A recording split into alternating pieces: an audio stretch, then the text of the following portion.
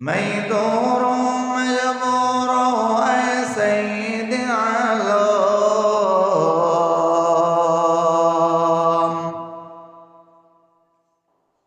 ميدور مجبور اے سید عالم دیدار دکھاتے نہیں آواز سنا دو दीदार दिखाते नहीं आवाज सुना दो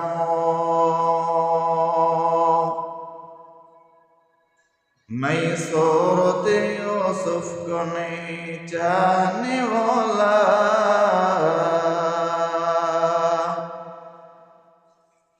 मैं सूरत यूसुफ को नहीं चाहने वाला मैं कैस की मानंद आशिक लैला मैं कैस की मानंद नहीं आशिक लैला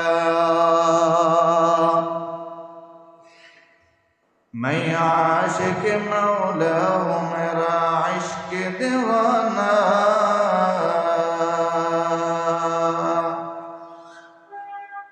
मैं आशिक मौला हूँ मेरा इश्क दीवाना ये जुमला जहाँ जिसकी तजल्ली से उजाला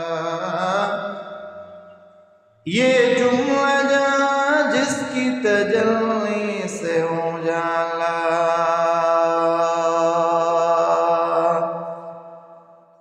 अल्हम्दुलिल्लाह মহান আল্লাহ তাআলার দরবারে অসংখ্য অগণিত শুকর ও সুজুদ যে মহান রব্বে কাবা দয়া করে মায়া করে রহম করো ইহসান করে আমাকে আপনাকে সকল প্রকারের বালা মুসিবত থেকে হেফাজত রেখে পবিত্র দিন ঈদুল ফিতরের দিনে গুনাহ মাফের দিনে জান্নাত থেকে জাহান্নাম থেকে মুক্তি পেয়ে জান্নাতে প্রবেশ করার দিনে যেই মহান রব্বে কাবা আমাকে আপনাকে 10 মায়ের 10 সন্তানকে 10 জায়গা থেকে 10 ঘর থেকে একমাত্র মহান আল্লাহ তাআলার হুকুম পালন করার উদ্দেশ্যে পবিত্র ঈদুল ফিতরের নামাজ আদায় করার উদ্দেশ্যেই পবিত্র ঘর আল্লাহর ঘর মসজিদ ঈদগাহে আসার বসার মতো তৌফিক আর নিয়ামত যে আল্লাহ আমাদেরকে দান করলেন সেই মহান রব্বে কাবার দরবারে রব্বুল আলামিনের দরবারে রব্বুল ইজ্জাতের দরবারে অন্তরের অন্তঃস্থল থেকে কালিমাতুশ শুকর আদায় করি জবান খুলে আওয়াজ দিয়ে বলি আলহামদুলিল্লাহ लख कोटि दुरूद सलाम आके नामदार ताजदार मदीना जनाब मोहम्मद मुस्तफ़ा रसूल अरबी सरकार दो आलम सय्यदुल मुरसलीन रहमतुल लिल आलमीन शाफिउल मुज़नबीन नबी आज़म हुजूर अकरम जनाब मोहम्मद रसूलुल्लाह सल्लल्लाहु अलैहि वसल्लमेर ऊपर সেই সাথে আমরা কৃতজ্ঞতা জ্ঞাপন করছি সাহাবায়ে কেরাম রাদিয়াল্লাহু তাআলা আনহুম আজমাইনদের जिनाদের মেহনতের কারণে দ্বীন ইসলাম ঈমান পেয়েছি কোরআন পেয়েছি जिनाদের মেহনতের কারণে আল্লাহ তাআলা তিনাদের উপরে রাজি এবং খুশি হয়েছেন রাসূল সাল্লাল্লাহু আলাইহি ওয়াসাল্লাম বলেছেন আমার একজন সাহাবায়ে কেরাম আকাশের এক একটা নক্ষত্রের মতো তোমরা যাকে অনুসরণ করবা তার উসিলায় আল্লাহ তোমাদেরকে হেদায়েত দান করবে সঠিক রাস্তা দেখায় দিবে जिनाদের ব্যাপারে আল্লাহ তাআলা পবিত্র কালামে মাজিদের মধ্যে ইরশাদ করেছেন রাদিয়াল্লাহু আনহুম ওয়া রাদু আন जिनारा নিজেদের জান মাল সময় পুরাটা জিন্দেগি ব্যয় করেছেন কিয়ামত পর্যন্ত আনেওয়ালা উম্মত কিভাবে দ্বীন ইসলামের উপরে টিকে থাকবে কিভাবে কোরআন কিয়ামত পর্যন্ত থাকবে কিভাবে রাসূলের সুন্নাত এই জমিনে কিয়ামত পর্যন্ত দায়েম ও কায়েম থাকবে এই চেষ্টার মেহনতের জন্য जिनारा বদর খন্দক উহুদ সহ বড় বড় খায়বার বড় বড় যুদ্ধগুলোতে কাফের বেঈমান মুশরিকদের মোকাবেলা করে নিজেদের জান মাল জীবন যৌবন সব কিছু বিসর্জন দিয়ে আমার আপনার জন্য দ্বীন ও ইসলাম রেখেছেন, আমাদের জন্য চলার জন্য সহজ একটা পথ, সহজ একটা রাস্তা রেখে দিয়ে গেছেন। মহান রব্বে কাবা আমাদেরকে সহ কিয়ামত পর্যন্ত আনেওয়ালা সকল উম্মতে মুহাম্মাদীকে ওই সকল সাহাবায়ে কেরাম রাদিয়াল্লাহু তাআলা আনহুম আজমাইনদের রেখে যাওয়া পথ দিক অনুসরণ করে মহান আল্লাহ তাআলার হুকুমগুলো রাসূল সাল্লাল্লাহু আলাইহি ওয়াসাল্লামের সুন্নাত অনুযায়ী আমল করে আমাদের জন্য বানানো জান্নাতটা যেন আল্লাহ তাআলা দয়া মায়া রহম করম করে আমাদেরকে দান করেন, বলেন আমিন। মুআজ্জাজ হাজিরিন, একেবারে সহজে বুঝে থাকলে বলেন, দুনিয়ার জমিনের কোন মানুষ নিজের চেষ্টায় আমল করতে পারে? দুনিয়ার জমিনের মানুষ নিজেদের চেষ্টায় নিজের শক্তির বলে আমল করতে পারে না, নেক আমল করতে পারে না, যতক্ষণ পর্যন্ত আল্লাহ তাআলা তাকে নেক আমলের তৌফিক, নেক আমলের শক্তি, নেক আমলের হিম্মত এরাদা না দেন।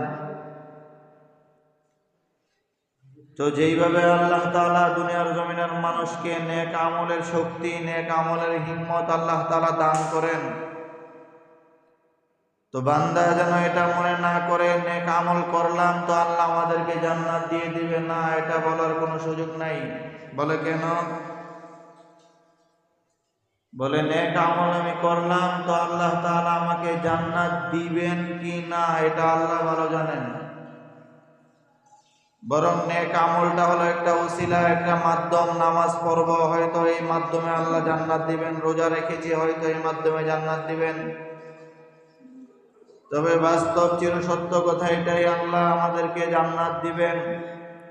আল্লাহ তাআলার করুণা, আল্লাহ তাআলার দয়া, আল্লাহ তাআলার রহমতের উসিলাই আল্লাহ আমাদেরকে জান্নাত দিবেন। কথা বলেন ঠিক কিনা?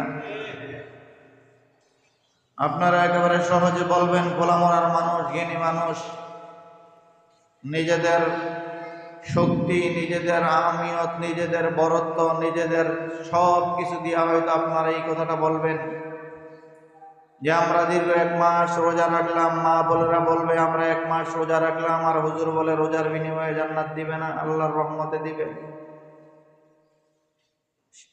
দীর্ঘ 1 মাস পর্যন্ত সারাদিন না খেয়ে কষ্ট করে রোজা রাখলাম, আর হুজুর বলে আমাদেরকে রোজার বিনিময়ে জান্নাত দিবে না, আল্লাহর রহমতে জান্নাত দিবে।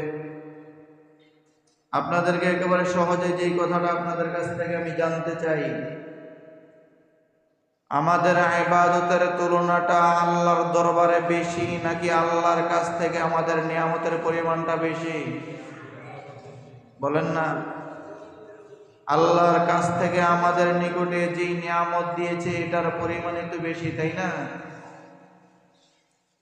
তো আল্লাহ তাআলা আমাদেরকে যেই নিয়ামত দিয়েছেন, এই নিয়ামতের তুলনায় আমরা যে ইবাদতগুলো করি, এটা নিয়ামতের শুকরিয়া আদায়ের 1 কোটি ভাগের 1 ভাগ হয় না।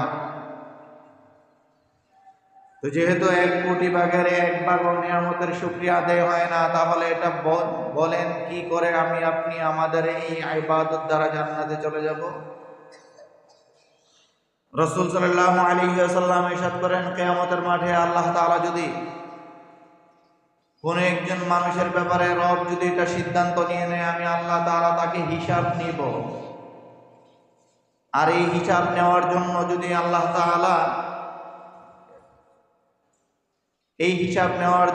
আল্লাহ তাআলা উম্মতগুলোর কোনো একটা উম্মতের আমল নামাকে যদি আল্লাহ তাআলা ধরে ফেলেন, আর আল্লাহ তাআলা যদি এক একটা পৃষ্ঠা করে আল্লাহর কুদরতি নজর দিয়া এক একটা পৃষ্ঠা যদি আল্লাহ তাআলা এভাবে উল্টাইতে থাকে আর হিসাব নিতে থাকে, রাসূল সাল্লাল্লাহু আলাইহি ওয়াসাল্লাম বলেন, মান নুকিশা ফাকাদ উযিবা, আল্লাহ যার হিসাব করায় নিবেন ওই বান্দাটা জাহান্নামে হয়ে যাবে, নাউযুবিল্লাহ। তার মানে আল্লাহ যদি আমাদের কাছে হিসাব চায়, তাহলে ওই হিসাব দিয়ে জান্নাতে যাওয়ার মতো কোনো ব্যবস্থা আমাদের নাই। আরো সহজে যদি আপনাদেরকে একটু বুঝাই, যারা আইসিইউতে কখনো রোগীদেরকে রাখছেন, লাইফ সাপোর্টে কখনো রোগীদেরকে রাখছি, আমরা আমাদের আব্বা আম্মা মুরব্বীদেরকে রাখছি। তো আপনি লাইফ সাপোর্টে 3 দিন রাখার পরে, আইসিইউতে 3 দিন রাখার পরে কৃত্রিম অক্সিজেন তেনারা দেন, কৃত্রিম একটা রুমে তেনারা রাখার পরে 3-4 দিন রাখার পরে বিল উঠায় হসপিটাল বেদে, কোনো হসপিটালে বিল উঠায় দেয় 2 লাখ, কোনো হসপিটালে 5 লাখ, কোনো হসপিটালে 3 লাখ, কোনো হসপিটালে 50,000। দোস্ত আহবাব, একেবারে সহজে বুঝো, যদি আইসিইউতে এই 2 দিন 1 দিনের বিল যদি 2 লাখ হয়ে যায়, 3 দিনের বিল যদি 3 লাখ হয়ে যায়, 4 দিনের বিল আইসিইউতে লাইফ সাপোর্টে যদি 4 লাখ টাকা হয়ে যায়, একেবারে সজ্ঞানে বুঝে থাকলে একটু চিন্তা করো, জন্মের পর থেকে মৃত্যু পর্যন্ত কত শ্বাস আমরা নিতেছি। এই একটা শ্বাসের যদি 1 টাকা করে হিসাব ধরেন, তাহলে কত লক্ষ টাকা হবে আমার আপনার জীবনের এই নিঃশ্বাসের। যদি একটা কথার আমরা হিসাব ধরি, মূল্য ধরি, জন্মের পর থেকে যেদিন থেকে কথা বলতে শিখছি সেদিন থেকে নিয়ে মৃত্যুর আগ পর্যন্ত যত কথা বললাম, প্রতিটা কথার যদি 1 টাকা করে হিসাব করা হয়, আপনি চিন্তা করেন কত লক্ষ কোটি টাকা হবে। কিন্তু কখনো আল্লাহ তাআলা এটা বলেন নাই যে বান্দা তোমরা আমি আল্লাহর এই শ্বাস, বাতাস, অক্সিজেন যা নিতেছো এটা গুইনা টাকা দিয়া দাও। তোমরা আমি আল্লাহর দেওয়া চোখ দিয়া যা দেখতেছো এটার হিসাব করে আমি আল্লাহকে টাকা দিয়া দাও। আমি আল্লাহর দেওয়া জবান দিয়ে কথা বলতেছো, এটার তোমরা হিসাব করে আমি আল্লাহকে টাকা দিয়ে দাও। এটা আল্লাহ কখনো বলেন নাই, বরং আল্লাহ তাআলা জানায় দিলেন, বান্দা আমি আল্লাহ তাআলা এই নিয়ামতগুলো তোমাদের জন্য বানাইছি, তোমরা এগুলো ভোগ করবা। যদিও দুনিয়ার জমিনের মানুষকে কৃত্রিম অক্সিজেন নেওয়ার কারণে টাকা দেওয়া লাগে, কিন্তু আমি আল্লাহকে টাকা দেওয়া লাগবে না। তাইলে কি দিবা? আমি আল্লাহ তোমাদেরকে অক্সিজেনের ব্যবস্থা করে দিলাম, আমি রব তোমাদেরকে খাওয়ার ব্যবস্থা করে দিলাম, রিজিকের ব্যবস্থা করে দিলাম, দেখার ব্যবস্থা করে দিলাম, জিহ্বা দিয়ে কথা বলার ব্যবস্থা করে দিলাম। এক জিহ্বায় লবণ দিলে টক লাগে, তেঁতুল দিলে টক লাগে, এক জিহ্বায় চিরতা দিলে তিতা লাগে, এরকম এক জিহ্বায় মরিচ দিলে ঝাল লাগে। এরকম অসংখ্য নিয়ামত আমি আল্লাহ তাআলা তোমাদেরকে দিয়া, আমি আল্লাহ তোমাদের কাছে একটা জিনিস চাই, সেটা হলো আমি রব তোমার জন্ম থেকে নিয়ে, জন্মের আগ থেকে নিয়ে, মায়ের পেটে যখন ছিলা তখন থেকে নিয়ে আমি আল্লাহ তাআলা মৃত্যু পর্যন্ত তোমার খাবারের ব্যবস্থা আমি রব তোমাকে করে দিলাম। এর বিনিময়ে আমি আল্লাহ তোমার কাছে কিছু ইবাদত চাইয়া নিলাম। সুবহানাল্লাহ। আরো সহজভাবে যদি আপনাদেরকে একটু আরো ছোট কালে নিয়ে যাই, আমরা যখন ছোট ছিলাম, আমরা মায়ের বুকের দুধ পান করেছি, হালাল এবং পবিত্র দুধ। বলেন আলহামদুলিল্লাহ, বলেন না আলহামদুলিল্লাহ। তো আমরা যখন ছোট ছিলাম, আমরা আমাদের মায়েদের দুধ, বুকের দুধ, পবিত্র দুধ আল্লাহ আমাদেরকে খাওয়াইছেন। একেবারে সুন্দরভাবে একটু বিষয়টা বুঝেন। যেদিন থেকে দুধ খাওয়া বন্ধ হয়ে গেছে, আমার আপনার বয়স সীমাটা আল্লাহ বাতায় দিছে 2 বছর, 2.5 বছরের পরে আমরা দুধ খাওয়া বন্ধ করে দিয়েছি।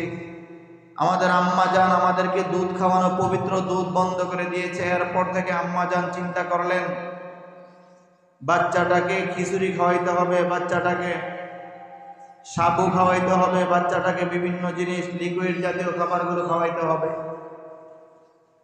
আম্মা জান সুন্দর করে দামি দামি মশলা দিয়া, দামি দামি তেল দিয়া, দামি মশলা দিয়া আম্মা জান একটু খিচুড়ি রান্না করছে। এটা চামিচ দিয়ে আমার আপনার মুখে 1 চামচ উঠে দিছে। এরপরে খাইয়া আমি ওয়া ওয়া করে কান্না করে দিছি। তো আম্মা জান চিন্তা করছে এই খানাটা রাইখা দিয়ে একটু পরে খাওয়ানো যাবে। 1 ঘন্টা 1/2 ঘন্টা পরে আলাদা করে দেন দুইটা, রাইট বসে যা, বসে যা, উঠ, দুইটা দুই জায়গায় বল।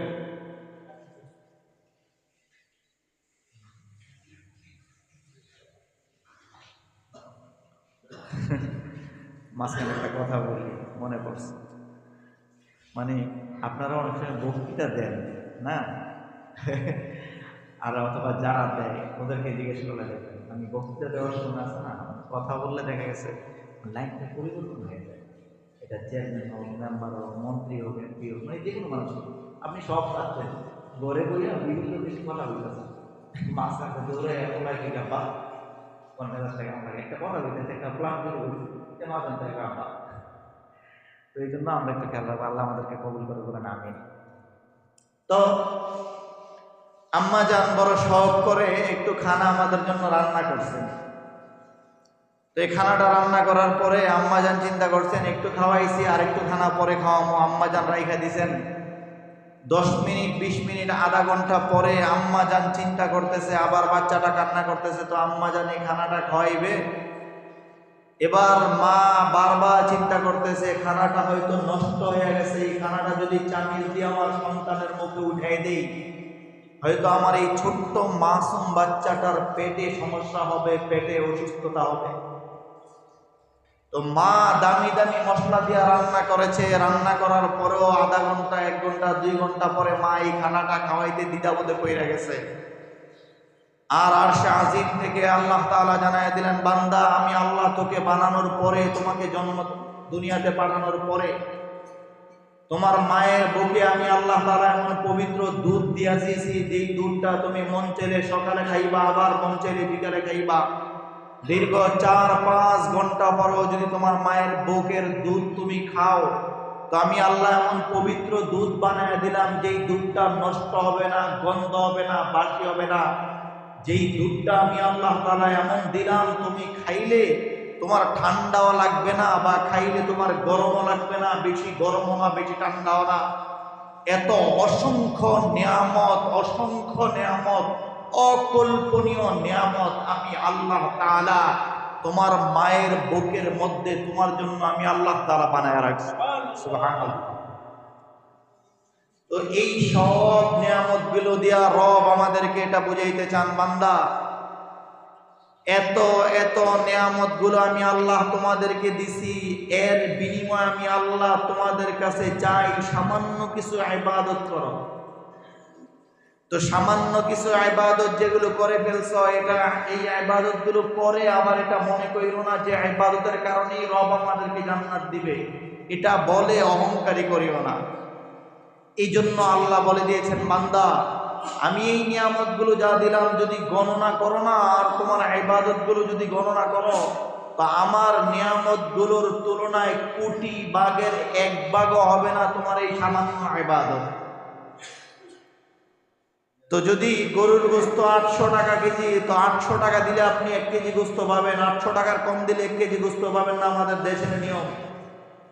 তো রব যদি এটাই নিয়ম করতেন যে বান্দা যেই ইবাদতটা করো, যদি ইবাদতের বিনিময়ে জান্নাত চাও, তাইলে যতটুকু ইবাদত করেছো অতটুকু জান্নাত পাইবা, যতটুকু ইবাদত করেছো অতটুকুই নিয়ামত পাইবা। বরং আল্লাহ বলে, বান্দা না, আমি আল্লাহ অসংখ্য নিয়ামত দিয়ে দিছি তোমাদেরকে, এর বিনিময়ে সামান্য কিছু ইবাদত চাইলাম। এই ইবাদত গুলো করবা আর আমি আল্লাহর রহমতের আশা করবা। আমি আল্লাহ তাআলা তোমার ইবাদত গুলোকে উসিলা করে আমার রহমত দিয়ে আমি আল্লাহ তাআলা তোমাকে জান্নাতের মালিক বানায়া দেব। এই জন্য দোস্ত আহবাব, সব সময় ইবাদত করতে হবে কার? তো আল্লাহ তাআলা আমাদেরকে আলহামদুলিল্লাহ দীর্ঘ 1 মাস পর্যন্ত আল্লাহ আমাদেরকে রোজা রাখার তৌফিক দান করেছেন। আপনি হয়তো রাগ করবেন, কিন্তু রাগ করলে আমার কিছুই আসে যায় না। আমার বাবার কথা না, আমার মায়ের কথা না, আমার উস্তাদদের কথা না, আমার লেখা কোনো বইয়ের কথা না, আমার উস্তাদদের লেখা কোনো বইয়ের কথা না। জনাব মুহাম্মদুর রাসূলুল্লাহ সাল্লাল্লাহু আলাইহি ওয়াসাল্লাম ইরশাদ করেছেন, রাসূলের জবান মোবারক দিয়ে রাসূল বলছেন, বুঝেন, রাসূলের জবান মোবারক দিয়ে রাসূল বলেছেন, যারা রোজা রাখে না তাদের জন্য ঈদ না, যারা রোজা রাখে নাই বেরোজাদার তাদের জন্য ঈদের নামাজ না, তাদের জন্য ঈদ না। বরং ঈদ হলো রোজাদারদের জন্য। ঈদ কাদের জন্য? আপনি আরো বুঝেন, যারা পরীক্ষা দেয় না, পাশ ফেল কবে না হবে এটা তার কোনো খবর আছে? বলেন না কোনো খবর আছে? বরং যিনি পরীক্ষা দিয়ে আসছে উনি তারিখ গনে, স্যারে কইছে 30 তারিখে রেজাল্ট দিব, খালি গনে আঙ্গুলের মাথায় 30 তারিখ কবে আইব, 30 তারিখে স্যারে কইছে রেজাল্ট দিব, ঘুম নাই। বরং রেজাল্টের আগের দিন আরো পেরেশানি, সকালে রেজাল্ট দিবে, এসএসসিতে জানানি কি রেজাল্ট করছে। তো রেজাল্ট তো তাদের জন্য যারা পরীক্ষা দিছে, তো ঈদের নামাজ তাদের জন্য যারা রোজা রাখছে, দীর্ঘ 1 মাস পর্যন্ত রোজা রাখছে। কেন? শোনেন, আল্লাহ নবী সাল্লাল্লাহু আলাইহি ওয়াসাল্লাম ইরশাদ করেন সাহাবায়ে কেরামদেরকে, আল্লাহ তাআলা জানায় দিয়েছেন, রাসূল বলেন, রাসূলের ভাষায় কি? রাসূল বলেন এই ঈদের দিন সকালবেলা যখন ঈদগাহে রোজাদার মানুষগুলো আসে, রোজাদারগুলো বেরোজগার না,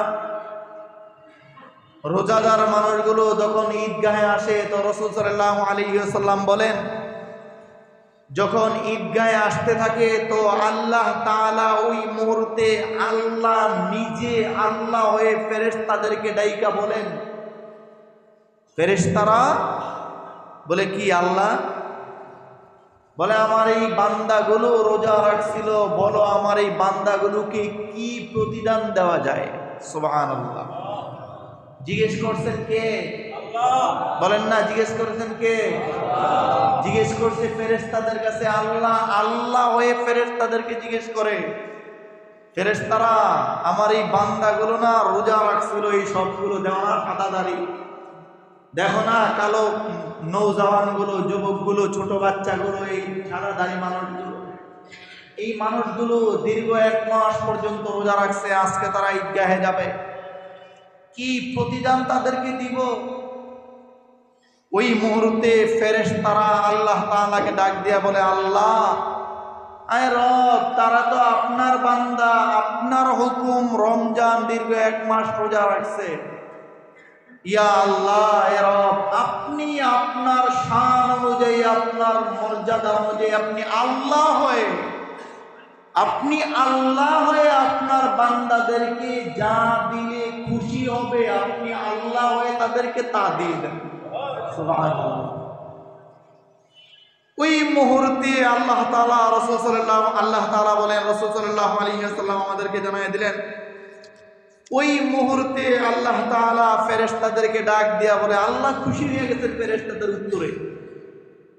কেন খুশি হয়ে গেছে? আল্লাহ চিন্তা করলেন, তারা কইছিল বাইতুল নূরের মুসল্লি করে বানানোর দরকার নাই, গোলামরার মানুষটি বানানোর দরকার নাই, কামরাঙ্গীচরের মানুষগুলো বানানোর দরকার নাই, এই মানুষগুলো বানানোর দরকার নাই, কে কয় মারামারি কাটাকাটি করবো, দায় ঝামেলা করবো, বানায় না। আল্লাহ এখন খুশি হয়ে গেছে, যেই মানুষগুলো বানাইতে নিষেধ করছে, ওই যেই মানুষগুলোকে যারা বানাইতে নিষেধ করছে ফেরেশতারা, ওই ফেরেশতারা আজকে বলতেছে, আল্লাহ আপনার শান অনুযায়ী রোজাদারদেরকে আপনি মর্যাদা দিয়ে দেন। বলেন না সুবহানাল্লাহ। তো আল্লাহ তাআলা বড় খুশি হয়ে গেছেন। খুশি হইয়া আল্লাহ তাআলা রাসূল সাল্লাল্লাহু আলাইহি ওয়াসাল্লামকে ডাক দিয়া বলেন, আল্লাহ ওই মুহূর্তে ফেরেশতাদেরকে বলেন, ফেরেশতারা আমি আল্লাহর জালালিয়তের কসম, আমি আল্লাহ তাআলার বরত্বের কসম, আমি আল্লাহর আল্লাহিয়ত থেকে নিয়ে বলতেছি, ফেরেশতারা তোমরা সাক্ষী থাকো, আমি আল্লাহ তাআলা যারা রোজা রাখছে এবং রোজা রাইখা যারা ঈদগাহে আইসা ঈদের নামাজ আদায় করেছে, ফেরেশতারা তোমরা সাক্ষী থাকো, আমি আল্লাহ তাআলা তাদের সবাইকে মাফ করে দিলাম। এরপরে আল্লাহ তাআলা ফেরেশতাদেরকে লাগাই দিতেন, যখন ঈদের নামাজ পড়ে ঈদগাহ থেকে মুসল্লিরা যায়, ঈদের নামাজ পড়ে যখন রোজাদাররা যখন দরওয়াজা দিয়ে বের হয়, আল্লাহ তাআলা একদল ফেরেশতাকে দাঁড় করাই দিতে, এটা সারা মাস দেওয়া এটা রোজা রাখছে, তাহলে কি করবো, আপনি তো মাফই করে দিছেন, আর কি দরকার একটা মানুষের মাফ করার, আপনি তো মাফ করেই দিছেন। আল্লাহ বলেন, শুধু মাফ করলেই হবে না, বরং যা তোদেরকে আজকে দারোয়ানের মতো দাঁড় করাই দিলাম দরজার মধ্যে, আমার প্রতিটা বান্দা যারা এই দরওয়াজা দিয়ে নামাজ পড়ে বের হবে, আজকে ফেরেশতাদেরকে আমি রব দারোয়ানের মতো, সিকিউরিটির মতো দাঁড় করাই দিলাম, রসুলের ইজ্জতে, রসুলের এই উম্মতগুলোর ইজ্জতে আমি আল্লাহ তাআলা দরওয়াজায় দরওয়াজায় তাদেরকে দাঁড় করায় দিলাম। আর রব ডাক দিয়া ফেরেশতাদেরকে বলে, ও ফেরেশতারা, যারাই দরওয়াজা দিয়া বের হবে সবাইকে পিঠের মধ্যে তোমাদের কুদরতি হাত বুলায়া, পিঠের মধ্যে তোমাদের নুরানি হাত বুলায়া দিয়া বলবা, যাও যাও, আল্লাহ তোমাকে মাফ করে দিয়েছেন। রাসূলুল্লাহ সাল্লাল্লাহু আলাইহি ওয়াসাল্লাম বলেন, এই মানুষগুলো যখন নামাজ পড়ে দরওয়াজা দিয়া বের হয়, তো তুমি আর আমি যদিও না শুনি, ফেরেশতারা তাদের পিঠের মধ্যে হাত বুলাইতে থাকে আর বলে, আল্লাহ তাআলা তোমাকে মাফ করে দিয়েছেন, তোমার জিন্দেগির গুনাহ মাফ করে দিয়েছেন। আজকে বাচ্চাটা মায়ের পেট থেকে জন্ম নিলে যেমন বেগুনাহ মাসুম, কোনো গুনাহ নাই, তো যাও যাও, 1 মাস রোজা রাখছো না, আবার আজকে ঈদের নামাজ পড়ছো, দোয়া করছো, যাও, তোমাকেও আল্লাহ তাআলা ওই বেগুনাহ মাসুম বাচ্চার মতো তোমাকেও আল্লাহ তাআলা বেগুনাহ মাসুম বানায় দিয়েছেন। এই সব হাদিসের মূল সার অংশটা বুঝে থাকলে বলেন, রোজাদারদের না বেরোজগারের? বলে না, কার জন্য? রোজাদারদের জন্য। বন্ধু, শুধু এখানেই শেষ না, ওই যে রমজানের শুরুতে যেটা বলেছিলাম, সর্বশেষ সীমানায় আমরা পাড়া দিয়ে দিছি। আর এরপরে ঈদের নামাজ হয়ে যাবে, ঈদের নামাজের পরে সর্বশেষ যে রশি ছিল এটাও কাইটা দিবে। শয়তানকে তো আল্লাহ তাআলা আগেই ছেড়ে দিছে, গতকালকেই ছেড়ে দিছে। আমার আপনার মাপের সীমানা রসুল যে বদদুয়া করেছিলেন, আল্লাহ যেই মানুষগুলো জিবরাইল বদদুয়া করেছিলেন, ইয়া রাসূলুল্লাহ, ইয়া হাবিবাল্লাহ, আল্লাহ না আমাকে পাঠাইছে, পাঠাইয়া বলছেন যেই মানুষগুলো রমজান মাস পাইছে অথচ গুনাহ মাফ দিতে পারে নাই, তারা ধ্বংস হয়ে যাক। রসুল আপনি বলেন আমিন। রসুলের জমান মোবারক দিয়ে আমিন বলেছিল। ওই বদদুয়ার সীমানাটা অল্প একটু রয়ে গেছে। সর্বশেষ নামাজের পরে দোয়া পর্যন্ত যদি কোনো মানুষের 2-1 ফোঁটা চোখের পানির উসিলায় আল্লাহ যদি মাফ করে দেয়, তাহলে রসুলের ওই বদদুয়া থেকে আমরা বেঁচে যাব। আর আল্লাহ না করুক, যদি বদদুয়া থেকে বাঁচতে না পারি, আপনি বলেন আগামী বছর আবার রোজা পাইবেন, আগামী বছর গুনাহ মাফ নিবেন, আগামী বছর আমরা বেগুনাহ মাসুম হয়ে যাব, গুনাহ মুক্ত জিন্দেগি পালন করব। এই সুযোগ আসবে কি আসবে না, এটার গ্যারান্টি আমাদের আছে? এজন্য দোস্ত আহবাব, আর কবে বুঝবা? আচ্ছা বলেন, কোন লাইনে ওষুধ দিব? আর লাইনে ঝামেলা, যেখানে হাত দিই ওখানেই দিই বিষ ব্যথা। বলেন, যারা রোজা রাখছিল তাদের দিনগুলো কি আমাদের থেকে কম ছিল? আমরা রোজা রাখছি ভোর 5টা, মানে সাহারি খাওয়ার সময় শেষ থেকে নিয়ে একেবারে ইফতার পর্যন্ত, 6টা 5টা 58, 6টা 2, 6টা 3, 6টা 10, 6টা 11, লাস্ট ইফতার করছে 6টা 11। আমাদের এই যেই সময়টা ছিল, আমাদের সময়টা থেকে যারা রোজা রাখছিল না তাদের সময়টা কি আর কম ছিল? যেই মানুষগুলো রোজা রাখছে তাদের সময়টাও যতটুকু, যেই মানুষগুলো রোজা রাখে নাই তাদের সময়টাও ততটুকুই। মাঝখানে ডিফারেন্ট পার্থক্যটা হলো রবের দরবারে যেই মানুষগুলো রোজা রাখছিল এই সামান্য সময় রোজা রাখার কারণে আলহামদুলিল্লাহ রোজাদাররা বুকে হাত দিয়ে বলতে পারে ইনশাআল্লাহ রোজাদারদেরকে আল্লাহ আজকে মাফ করে দিবেন।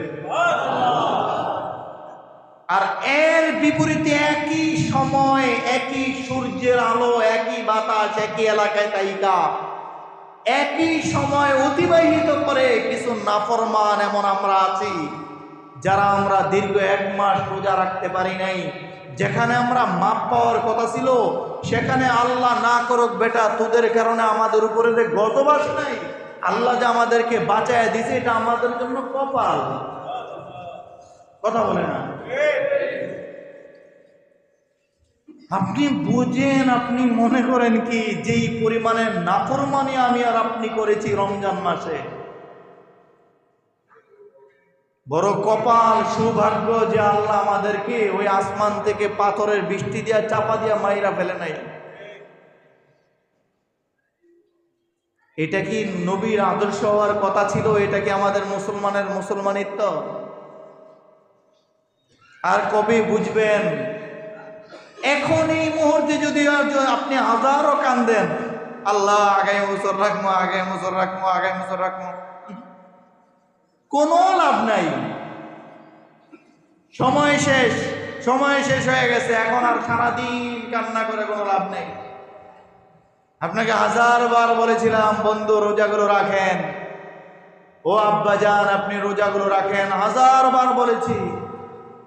আরে শুধু আপনি একা নাফরমানি করেন নাই, গাধা কোথাকার। আপনার মতো বেয়াদব, আপনার জন্য আপনার মা বাবা কবরে থাইকা লানত দিতেছে প্রতিটা মুহূর্তে। প্রতিটা মুহূর্তে মা বাবাগুলো কবরে থাইকাও লানত দিতেছে, আত্মীয় স্বজনরা কবরে থাইকা লানত দিতেছে। কি নাফরমান রাইকা আসলাম, রোজাও রাখে না। বারবার কবর থেকে ডাইকা বলে, তোদেরকে এই জন্য রাইকা আসছিলাম, বড় আশা করে তোদেরকে রাইকা আসছিলাম, বড় আশা করে কষ্ট করে রাইকা আসছিলাম, অন্তত আমরা চলে আসছি, রোজাগুলো তো তোরা রাখবি। আপনি সেই রোজাগুলো রাখেন নাই। কোন মুখে আপনি আচরের ময়দানে ওই মা বাবার সাথে দেখা হইলে আপনি কি উত্তর দিবেন মা বাবার সামনে? রাসূল সাল্লাল্লাহু আলাইহি ওয়াসাল্লামের সাহাবী যারা রোজা রাখছে তাদেরটাই আগে বুঝেন। রাসূল সাল্লাল্লাহু আলাইহি ওয়াসাল্লামের সাহাবী ঈদের দিন আল্লাহর নবী যার ব্যাপারে বলেছেন যে যদি কোনো মানুষকে যদি আসমান থেকে আল্লাহ এটা ফয়সালা করতেন, কোনো দুনিয়ার জমিনের কোনো মানুষের ব্যাপারে যদি আসমান থেকে রব এটা ফয়সালা করতেন যে এই মানুষটা নবী হবে, নবীর পরে ওই মানুষটা নবী হবে, এটার ব্যাপারে যদি আল্লাহ আসমান থেকে ফয়সালা করতেন, তাহলে আল্লাহ ফয়সালা করে দিতেন হযরত ওমর ফারুক রাদিয়াল্লাহু তাআলা আনহুর ব্যাপারে। তাইলে ওমরের দাম কম না বেশি? ওমর ইসলাম গ্রহণ করে না, এর আগে মুসলমানরা নিমি নিমি ইবাদত করে, আস্তে আস্তে গোপনে গোপনে ইবাদত করে। ওমর যেদিন ইসলাম গ্রহণ করেছে, কালিমা পড়েছে, ওমর আল্লাহর নবীকে জানায় দিলেন, ইয়া রাসূলুল্লাহ, ইয়া হাবিবাল্লাহ, আজকে থেকে একেবারে সরাসরি ওপেন জনসম্মুখে আযান হবে, জনসম্মুখে জামাত হবে। রাসূল মক্কার জমিনে এমন কোন কাফের বেঈমান মুশরিক নাই যারা মুসলমানের ইবাদতে আঘাত করবে, যারা মুসলমানের ইবাদতে বাধা দিবে।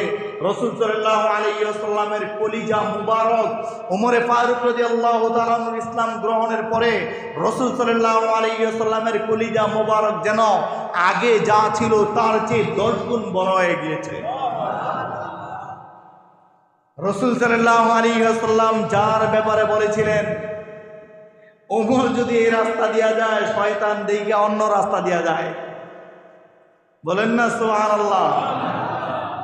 তো বড় শয়তান রে ছোট দিয়ে দেখছে, দেখে বলে, ওস্তাদ এই রোডে কে, গোলামরার এই রোডে কে, আপনি তো মালঞ্চ দিয়া দেওয়ার কথা ছিল। কইেন না, মালঞ্চ দিয়া ওমর ঢুকছে।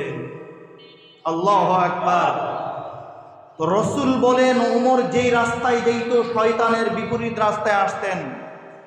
রাসূল 10 জন সাহাবীদের ব্যাপারে ডাইকা বলে দিয়েছেন, তাদের মেহনত দেখে, তাদের কষ্ট দেখে, তাদের দ্বীনের মুজাহাদা দেখে, দ্বীনের প্রতি তাদের ভালোবাসা, তাদের দ্বীনের প্রতি আবেগ দেখে রাসূল সাল্লাল্লাহু আলাইহি ওয়াসাল্লাম রাসূলের জবান মোবারক থেকে জানায় দিলেন, আমার সাহাবী আবু বকর জান্নাতি, আমার সাহাবী ওমর জান্নাতি, আমার সাহাবী ওসমান জান্নাতি, আমার সাহাবী আলী জান্নাতি।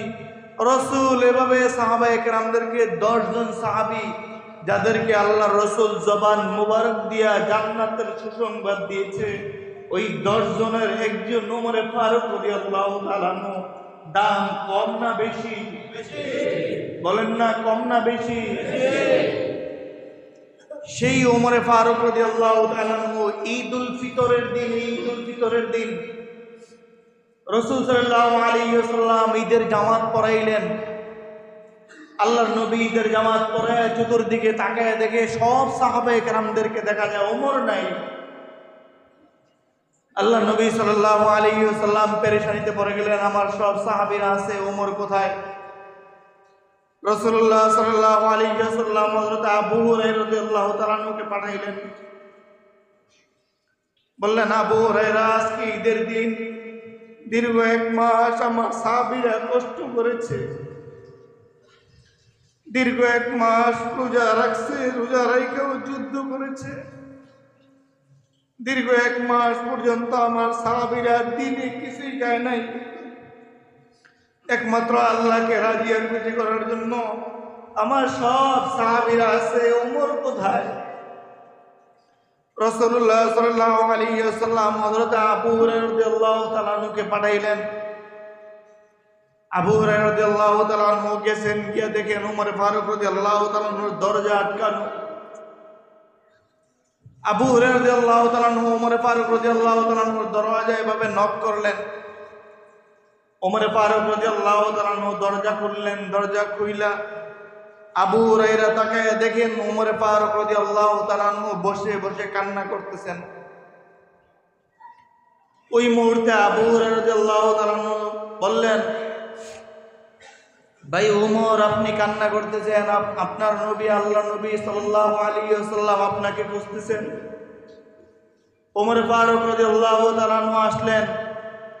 আল্লাহর নবী সাল্লাল্লাহু আলাইহি ওয়াসাল্লামের কথা অনুযায়ী আবু হুরায়রা থেকে ওমর ফারুক রাদিয়াল্লাহু তাআলা আনহু বললেন, আবু হুরায়রা, আল্লাহর নবী সাল্লাল্লাহু আলাইহি ওয়াসাল্লাম বলেছেন, ঈদের নামাজটা তাদের জন্য, ঈদগাহটা, ঈদের মাঠটা তাদের জন্য, ঈদের নামাজ তাদের জন্য, এবং ঈদের দিন খুশি আনন্দ উল্লাস তাদের জন্য যাদেরকে আল্লাহ আসমান থেকে মাফ করে দিয়েছেন, দীর্ঘ 1 মাস রোজাগুলো কবুল করেছেন, দীর্ঘ 1 মাসের তারাবি আল্লাহ কবুল করেছেন, সার ইফতারগুলো আল্লাহ কবুল করে, যাদেরকে আল্লাহ আসমান থেকে ঘোষণা দিলেন যে তাদেরকে আমি মাফ করে দিলাম।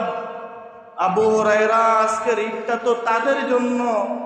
তা আমি ওমর তো জানি না, ওমর বলে, ওমর নিজে বলে যে আবু হুরায়রা, আমি তো এটা জানি না যে আমার আল্লাহ আমাকে মাফ করেছেন কিনা।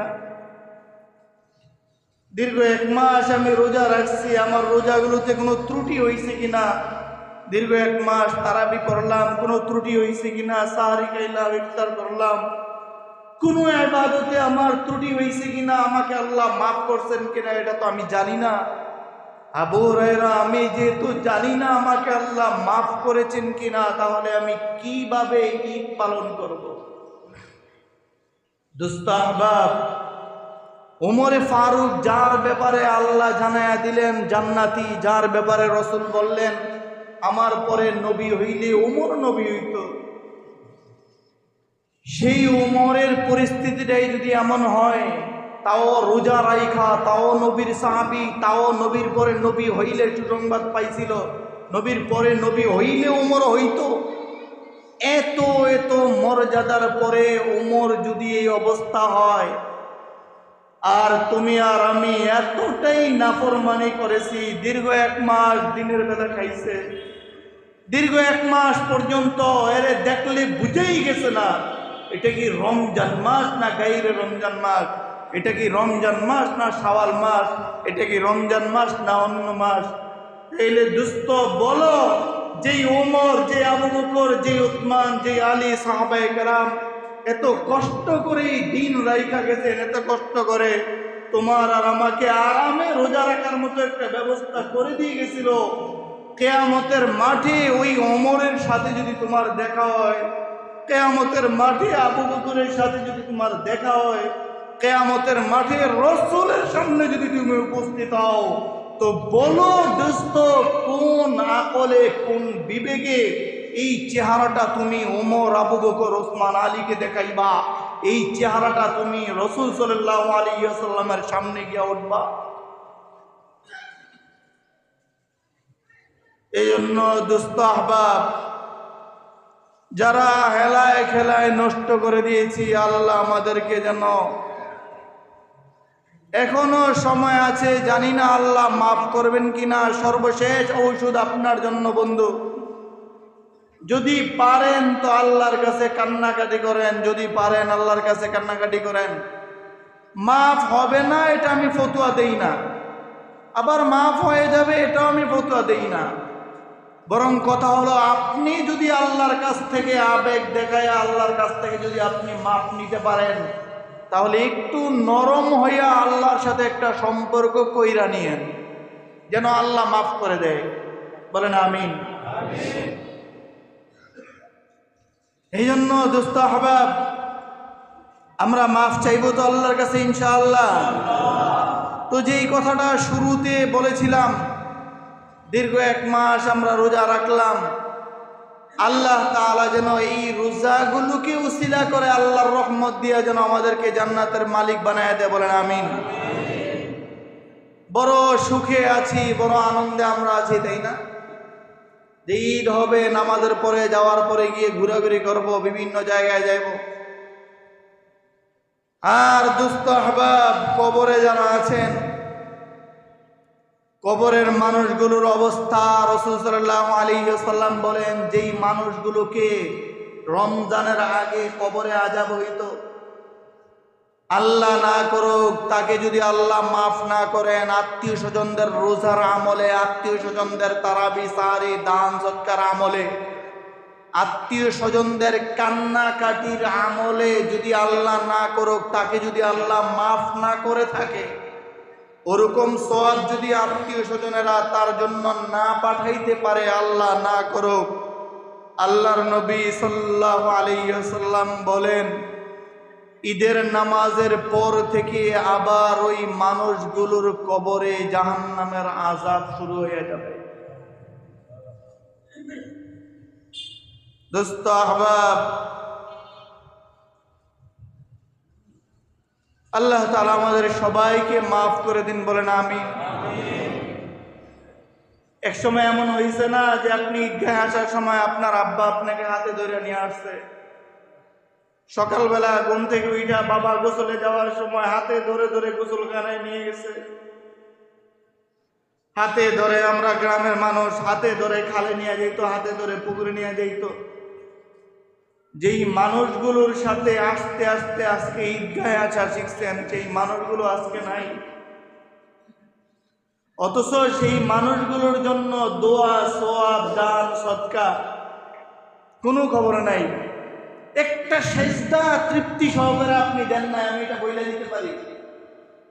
আপনি একটা সেজদা তৃপ্তি সহকারে মনে হয় দিছেন কিনা, কয়জন আল্লাহর বান্দা হবে যে তৃপ্তি সহকারে একটা সেজদা দিলাম, যে আল্লাহ এই তৃপ্তির সেজদার সওয়াবটা আমার আব্বার কবরে পৌঁছায় দিয়েন, আমার আম্মার কবরে পৌঁছায় দিয়েন, আমার দাদা দাদির কবরে আল্লাহ এই সেজদার সওয়াবটা আপনি পৌঁছায় দিয়েন। এই তৃপ্তি সহকারে ইতমিনানের সাথে সেজদা বলেন সর্বশেষ বন্ধু আপনি কবে দিয়েছেন? এজন্য আল্লাহ তাআলা আমাদের সবাইকে খাট সঠিক বুঝার মতো তৌফিক দান করে। বলেন আমিন। আর একটু আওয়াজ দিয়ে বলেন না আমিন। এজন্য দোস্ত আহবাব, নামাজের পরে আমরা অবশ্যই নামাজের পরে যার যেখানে সুবিধা মতো নামাজের পরে আমরা আমাদের আব্বা আম্মাদের কবরগুলো জিয়ারত করবো ইনশাআল্লাহ। মা বাবা বেঁচে আছে তো আলহামদুলিল্লাহ, দাদা দাদির কবর জিয়ারত করব। মা বাবাও আছে, দাদা দাদিও আছে, আত্মীয় স্বজন নাই, তাদের কবরগুলো আমরা জিয়ারত করবো ইনশাআল্লাহ। বলেন না ইনশাআল্লাহ। 2 নাম্বার একটা আমলের কথা বলে ছেড়ে দেব ইনশাআল্লাহ। আগামীকাল থেকে ইচ্ছে করলে আগামীকাল থেকেই রাখতে পারবেন 6 রোজা, যেটাকে একেবারে সহজে আমরা বলি 6 রোজা। ফজিলত কি? আল্লাহর নবী সাল্লাল্লাহু আলাইহি ওয়াসাল্লাম ইরশাদ করেছেন, মান সামা রমাদান সুম্মা আতবাআহু সিত্তাম মিন শাওয়াল, এরপরে রাসূল বলেন কানা কাসিয়ামিদ দাহরি কুল্লি। রাসূল বলেন যেই ব্যক্তি রমজান মাসের রোজা রাখলো, রাখছি না আলহামদুলিল্লাহ, বলেন আলহামদুলিল্লাহ, আলহামদুলিল্লাহ। রাসূল বলেন যেই বান্দা রমজানের রোজা রাখলো, এরপরে রাসূল বলেন সুম্মা আতবাআহু সিত্তাম মিন শাওয়াল, এরপরে শাওয়ালের চাঁদে 6টা রোজা রাখবে। কয়টা রোজা? বলেন না কয়টা? 6টা। রাসূল বলেন কানা কাসিয়ামিদ দাহরি কুল্লি, ওই বান্দাকে আল্লাহ তাআলা এই শাওয়ালের চাঁদে 6টা রোজা রাখার কারণে রমজান মাসের 30টা রাখছে এবং শাওয়ালের চাঁদে 6টা রোজা রাখবে। রাসূল বলেন আল্লাহ তাআলা তাকে পুরা 1 বছর সামনে রোজা রাখলে যেই সওয়াব হবে, ওই সওয়াব এই 6টা রোজার বিনিময়ে আল্লাহ তার আমলনামায় দান করবেন। এজন্য 6টা রোজা রাখবো ইনশাআল্লাহ। বলেন না ইনশাআল্লাহ। মা বোনেরা তো মাইকের আওয়াজ যাইতেছে, মা বোনেরা রাখে, আপনাতে আগায়া কালকে থেকে এরাই খেলাইব। মাসআলাটা আর একটা মাসআলা হলো 6 রোজার ব্যাপারে উত্তম দুইটা আলাদা আলাদা রাখা। বৃহস্পতি শুক্র বৃহস্পতি শুক্র বৃহস্পতি শুক্র এভাবে রাখা দেন।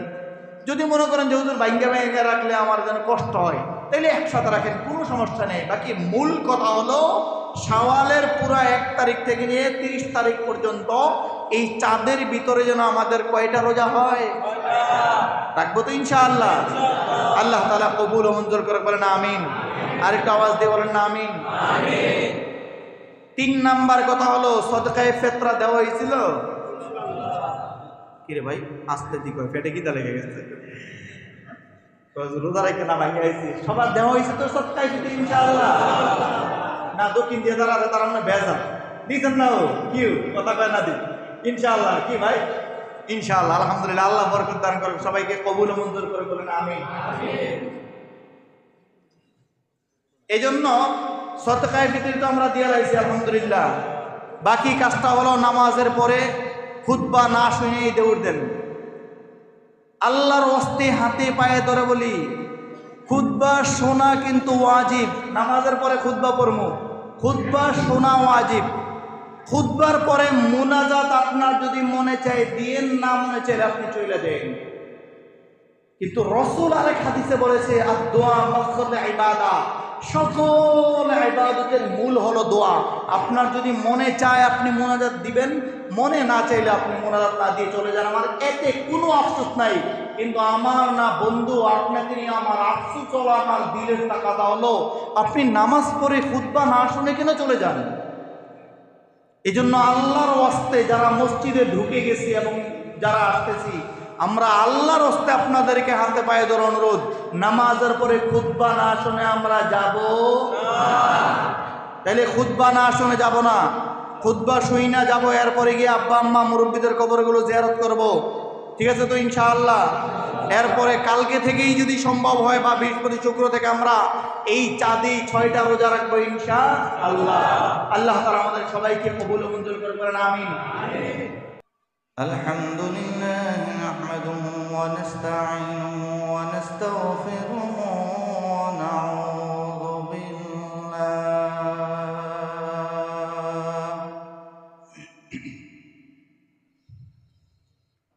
ওয়া নাউযু বিল্লাহি মিন শুরুরি আনফুসিনা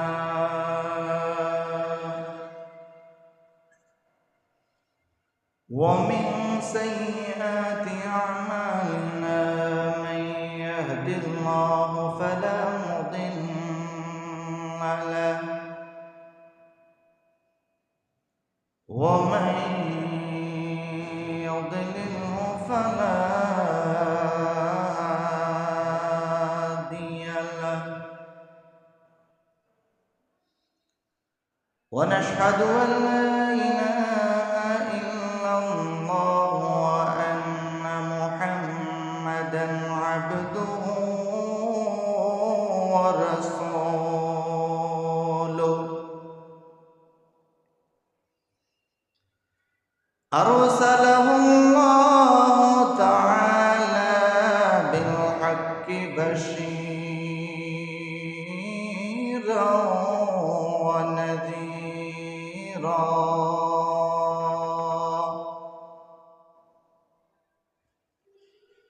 وداعيا إلى الله بإذنه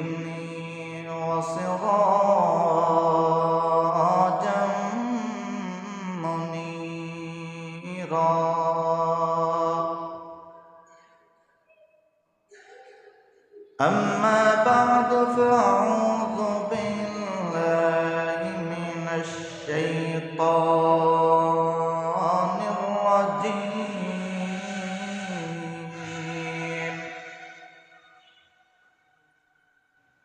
بسم الله الرحمن الرحيم.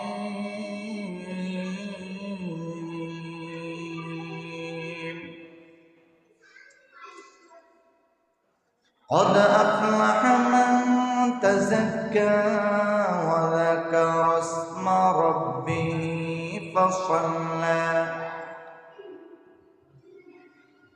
بل تؤثرون الحياة الدنيا والآخرة خير وأبقى. إن هذا لفي الصحف الأولى صحف إبراهيم وموسى. صدق الله مولانا العظيم وصدق رسوله النبي الكريم، ونحن على ذلك لمن الشاهدين والشاكرين والذاكرين، والحمد لله رب العالمين.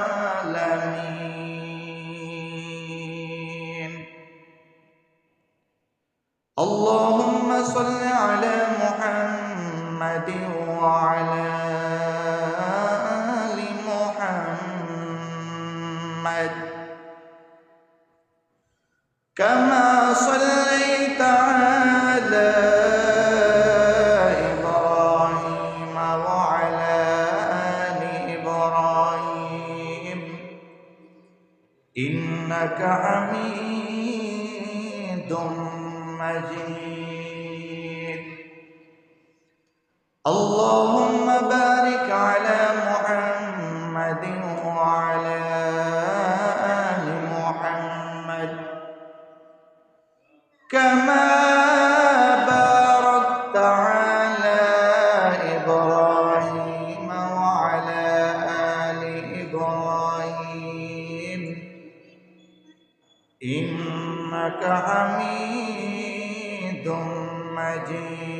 لا إله إلا الله، لا إله إلا الله، لا إله إلا الله، لا إله إلا الله، لا إله إلا الله، لا إله إلا الله، لا إله إلا الله محمد رسول الله صلى الله عليه وسلم. سبحانك لا علم لنا إلا ما علمتنا، إلا ما علمتنا إنك أنت العليم الحكيم. رب زدني علما، رب زدني علما، رب زدني علما. ربي يسر ولا تعسر وتمم علينا بالخير. رب اشرح لي صدري ويسر لي أمري واحلل عقدة من لساني، واحلل عقدة من لساني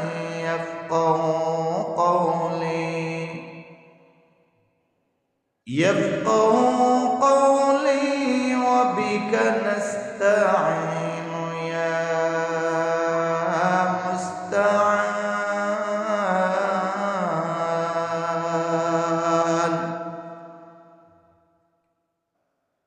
ميدور مجبور اي سيد عالم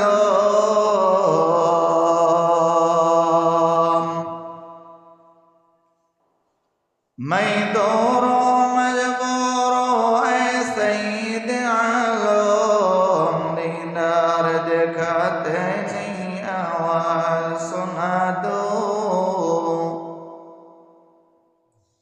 दीदार दिखाते नहीं आवाज सुना दो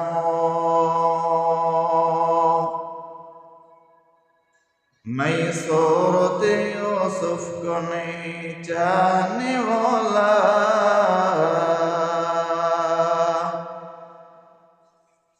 मैं सूरत यूसुफ को नहीं चाहने वाला मैं कैस के मानंद नहीं आशिक लैला मैं कैस के मानंद नहीं आशिक लैला मैं आशिक मौला हूँ मेरा इश्क दीवाना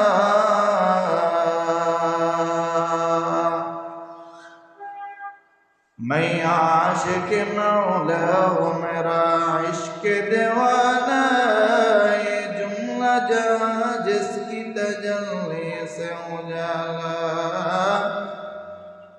ये जुमला जहाँ जिसकी तजल्ली से उजाला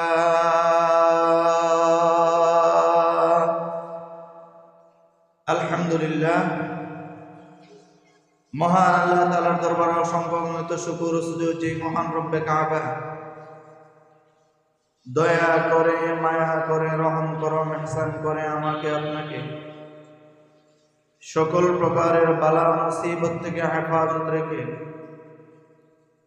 পবিত্র দিন ঈদুল ফিতরের দিনে গুনাহ মাফের দিনে জান্নাত থেকে জাহান্নাম থেকে মুক্তি পেয়ে জান্নাতে প্রবেশ করার দিনে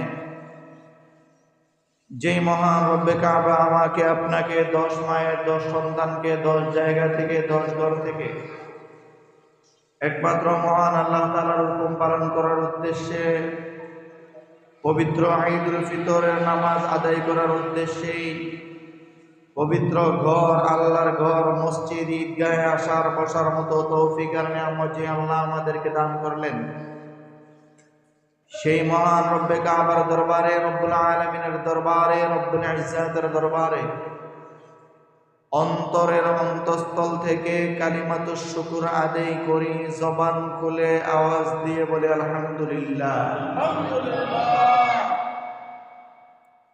লক্ষ কোটি দুরুদ ও সালাম আকে নামদার তাজদার মদিনা জনাব মুহাম্মদ মুস্তাফা रसूल अरबी सरकार दो आलम सय्यदुल मुरसलीन रहमतुल लिल आलमीन शाफिउल मुज़नबीन नबी आज़म हुजूर আকরাম जनाब मुहम्मद रसूलुल्लाह सल्लल्लाहु अलैहि वसल्लमेর উপর সেই সাথে আমরা কৃতজ্ঞতা জ্ঞাপন করছি সাহাবায়ে কেরাম রাদিয়াল্লাহু তাআলা আনহুম আজমাইনদের जिनाদের মেহনতের কারণে দ্বীন ইসলাম ঈমান পেয়েছি কোরআন পেয়েছি जिनाদের মেহনতের কারণে আল্লাহ তাআলা তিনাদের উপরে রাজি এবং খুশি হয়েছেন রাসূল সাল্লাল্লাহু আলাইহি ওয়াসাল্লাম বলেছেন আমার এক একজন সাহাবায়ে কেরাম আকাশের এক একটা নক্ষত্রের মতো তোমরা যাকে অনুসরণ করবা তার উসিলায় আল্লাহ তোমাদেরকে হেদায়েত দান করবে সঠিক রাস্তা দেখায় দিবে जिनाদের ব্যাপারে আল্লাহ তাআলা পবিত্র কালামে মাজিদের মধ্যে ইরশাদ করেছেন রাদিয়াল্লাহু আনহুম ওয়া রাদু আন जिनारा নিজেদের জান মাল সময় পুরাটা জিন্দেগি ব্যয় করেছেন কিয়ামত পর্যন্ত আনেওয়ালা উম্মত কিভাবে দ্বীন ইসলামের উপরে টিকে থাকবে কিভাবে কোরআন কিয়ামত পর্যন্ত থাকবে কিভাবে রাসূলের সুন্নাত এই জমিনে কিয়ামত পর্যন্ত দায়েম ও কায়েম থাকবে এই চেষ্টার মেহনতের জন্য যিনারা বদর, খন্দক, উহুদ সহ বড় বড় খায়বার বড় বড় যুদ্ধগুলোতে কাফের বেঈমান মুশরিকদের মোকাবেলা করে নিজেদের জান মাল জীবন যৌবন সব কিছু বিসর্জন দিয়ে আমার আপনার জন্য দ্বীন ও ইসলাম রেখেছেন, আমাদের জন্য চলার জন্য সহজ একটা পথ, সহজ একটা রাস্তা রেখে দিয়ে গেছেন। মহান রব্বে কাবা আমাদেরকে সহ কিয়ামত পর্যন্ত আনেওয়ালা সকল উম্মতে মুহাম্মাদীকে ওই সকল সাহাবায়ে কেরাম রাদিয়াল্লাহু তাআলা আজমাইনদের রেখে যাওয়া পথ মত দিক অনুসরণ অনুকরণ করে মহান আল্লাহ তাআলার হুকুমগুলো রাসূল সাল্লাল্লাহু আলাইহি ওয়াসাল্লামের সুন্নাত অনুযায়ী আমল করে আমাদের জন্য বানানো জান্নাতটা যেন আল্লাহ তাআলা দয়া মায়া রহম করম করে আমাদেরকে দান করেন, বলেন আমিন। মুআজ্জাজ হাজিরিন, একেবারে সহজে বুঝে থাকলে বলেন, দুনিয়ার জমিনের কোন মানুষ নিজের চেষ্টায় আমল করতে পারে? দুনিয়ার জমিনের মানুষ নিজেদের চেষ্টায় নিজের শক্তির বলে আমল করতে পারে না, নেক আমল করতে পারে না, যতক্ষণ পর্যন্ত আল্লাহ তাআলা তাকে নেক আমলের তৌফিক, নেক আমলের শক্তি, নেক আমলের হিম্মত এরাদা না দেন। তো যেইভাবে আল্লাহ তাআলা দুনিয়ার জমিনের মানুষকে নেক আমলের শক্তি, নেক আমলের হিম্মত আল্লাহ তাআলা দান করেন, তো বান্দা যেন এটা মনে না করে নেক আমল করলাম তো আল্লাহ আমাদেরকে জান্নাত দিয়ে দিবে, না, এটা বলার কোনো সুযোগ নাই। বলে কেন? বলে নেক আমল আমি করলাম তো আল্লাহ তাআলা আমাকে জান্নাত দিবেন কি না এটা আল্লাহ ভালো জানেন। বরং নেক আমলটা হলো একটা উসিলা, একটা মাধ্যম। নামাজ পড়ব, হয়তো এই মাধ্যমে আল্লাহ জান্নাত দিবেন। রোজা রেখেছি, হয়তো এই মাধ্যমে জান্নাত দিবেন। তবে বাস্তব চিরসত্য কথা এটাই, আল্লাহ আমাদেরকে জান্নাত দিবেন। আল্লাহ তাআলার করুণা, আল্লাহ তাআলার দয়া, আল্লাহ তাআলার রহমতের উসিলাই আল্লাহ আমাদেরকে জান্নাত দিবেন। কথা বলেন ঠিক কিনা?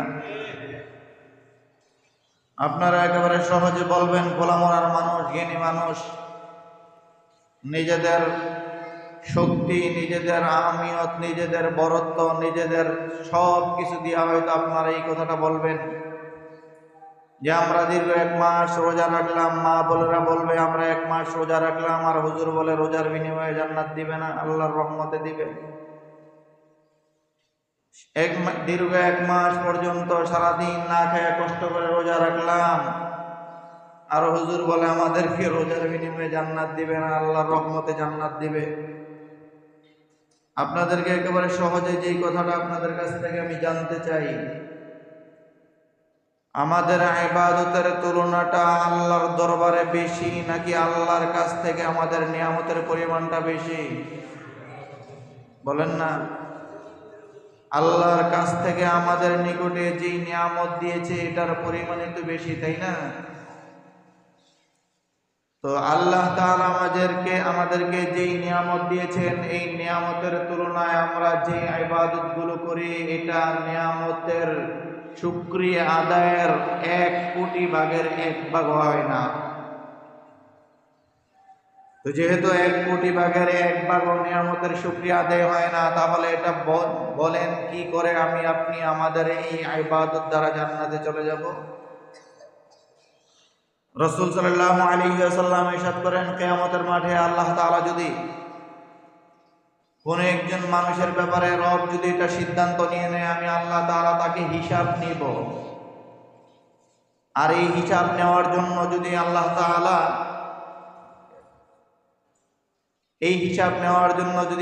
তাআলা উম্মতগুলোর কোন একটা উম্মতের আমলনামাকে যদি আল্লাহ তাআলা ধরে ফেলেন, আর আল্লাহ তাআলা যদি এক একটা পৃষ্ঠা করে আল্লাহর কুদরতি নজর দিয়া এক একটা পৃষ্ঠা যদি আল্লাহ তাআলা এভাবে উল্টাইতে থাকে আর হিসাব নিতে থাকে, রাসূল সাল্লাল্লাহু আলাইহি ওয়াসাল্লাম বলেন, মান নুকিশা ফাকাদ উযিবা, আল্লাহ যার হিসাব করায় নিবেন ওই বান্দাটা জাহান্নামে হয়ে যাবে। নাউযুবিল্লাহ। তার মানে আল্লাহ যদি আমাদের কাছে হিসাব চায় তাহলে ওই হিসাব দিয়ে জান্নাতে যাওয়ার মতো কোনো ব্যবস্থা আমাদের নাই। আরো সহজে যদি আপনাদেরকে একটু বুঝাই, যারা আইসিইউতে কখনো রোগীদেরকে রাখছেন, লাইফ সাপোর্টে কখনো রোগীদেরকে রাখছি, আমরা আমাদের আব্বা আম্মা মুরব্বীদেরকে রাখছি। তো আপনি লাইফ সাপোর্টে 3 দিন রাখার পরে, আইসিইউতে 3 দিন রাখার পরে কৃত্রিম অক্সিজেন তেনারা দেন, কৃত্রিম একটা রুমে তেনারা রাখার পরে 3-4 দিন রাখার পরে বিল উঠায় হসপিটাল ভেদে, কোনো হসপিটালে বিল উঠায় দেয় 2 লাখ, কোনো হসপিটালে 5 লাখ, কোনো হসপিটালে 3 লাখ, কোনো হসপিটালে 50,000। দোস্ত আহবাব, একেবারে সহজে বুঝো, যদি আইসিইউতে এই 2 দিন 1 দিনের বিল যদি 2 লাখ হয়ে যায়, 3 দিনের বিল যদি 3 লাখ হয়ে যায়, 4 দিনের বিল আইসিইউতে লাইফ সাপোর্টে যদি 4 লাখ টাকা হয়ে যায়, একেবারে সজ্ঞানে বুঝে থাকলে একটু চিন্তা করো, জন্মের পর থেকে মৃত্যু পর্যন্ত কত শ্বাস আমরা নিতেছি। এই একটা শ্বাসের যদি 1 টাকা করে হিসাব ধরেন, তাহলে কত লক্ষ টাকা হবে আমার আপনার জীবনের এই নিঃশ্বাসের। যদি একটা কথার আমরা হিসাব ধরি, মূল্য ধরি, জন্মের পর থেকে যেদিন থেকে কথা বলতে শিখছি সেদিন থেকে নিয়ে মৃত্যুর আগ পর্যন্ত যত কথা বললাম, প্রতিটা কথার যদি 1 টাকা করে হিসাব করা হয়, আপনি চিন্তা করেন কত লক্ষ কোটি টাকা হবে। কিন্তু কখনো আল্লাহ তাআলা এটা বলেন নাই যে বান্দা তোমরা আমি আল্লাহর এই শ্বাস, বাতাস, অক্সিজেন যা নিতেছো এটা গয়না টাকা দিয়া দাও। তোমরা আমি আল্লাহর দেওয়া চোখ দিয়া যা দেখতেছো এটার হিসাব করে আমি আল্লাহকে টাকা দিয়া দাও। আমি আল্লাহর দেওয়া জবান দিয়ে কথা বলতেছো, এটার তোমরা হিসাব করে আমি আল্লাহকে টাকা দিয়ে দাও। এটা আল্লাহ কখনো বলেন নাই,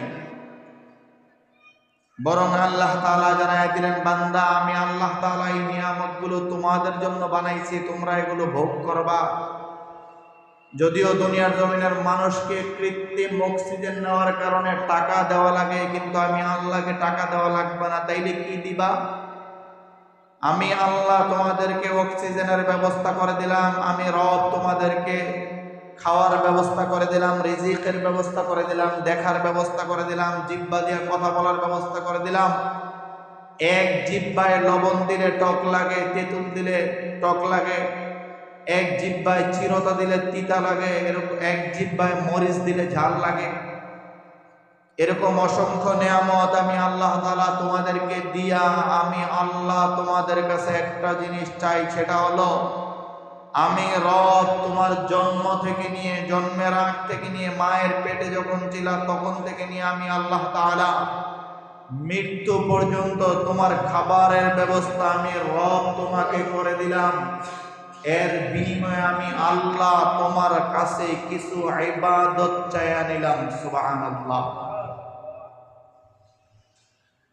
আরো সহজভাবে যদি আপনাদেরকে একটু আরো ছোট কালে নিয়ে যাই, আমরা যখন ছোট ছিলাম, আমরা মায়ের বুকের দুধ পান করেছি, হালাল এবং পবিত্র দুধ। বলেন আলহামদুলিল্লাহ, বলেন না আলহামদুলিল্লাহ। তো আমরা যখন ছোট ছিলাম, আমরা আমাদের মায়েদের দুধ, বুকের দুধ, পবিত্র দুধ আল্লাহ আমাদেরকে খাওয়াইছেন।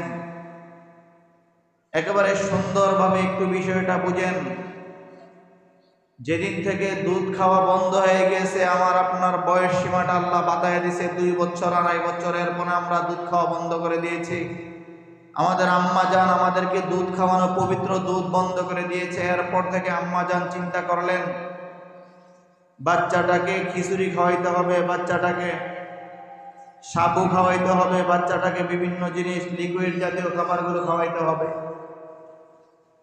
আম্মা জান সুন্দর করে দামি দামি মশলা দিয়া, দামি দামি তেল দিয়া, দামি মশলা দিয়া আম্মা জান একটু খিচুড়ি রান্না করছে।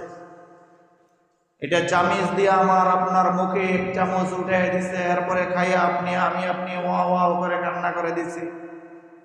তো আম্মা জান চিন্তা করছে এই খানাটা রাইখা দিয়ে একটু পরে খাওয়ানো যাবে। 1 ঘন্টা 1/2 ঘন্টা পরে আলাদা করে দেন দুইটা, রাইট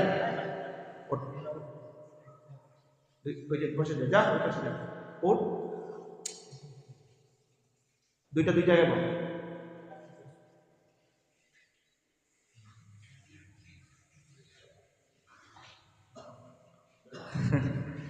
মাঝখানে একটা কথা বলি, মনে পড়ছে। মানে আপনারা অনেক সময় বক্তৃতা দেন না, আর অথবা যারা দেয় ওদেরকে জিজ্ঞেস করলে দেখবেন, আমি বক্তৃতা দেওয়ার সময় আছে না, কথা বললে দেখা গেছে লাইনটা পরিবর্তন হয়ে যায়। এটা চেয়ারম্যান হোক, মেম্বার হোক, মন্ত্রী হোক, এমপি হোক, মানে যে কোনো মানুষ হোক, আপনি সব পাচ্ছেন, ঘরে বইয়া বিভিন্ন কিছু কথা বলতেছেন, মাঝখানে দৌড়ে ওলাই থেকে বা 50,000 টাকা আমার একটা কথা বলতেছে, একটা প্ল্যান করে বলছে মাঝখান থেকে আমরা। তো এই জন্য আমরা একটু খেয়াল রাখবো, আল্লাহ আমাদেরকে কবুল করে বলেন আমিন। তো আম্মা জান বড় শখ করে একটু খানা আমাদের জন্য রান্না করছেন।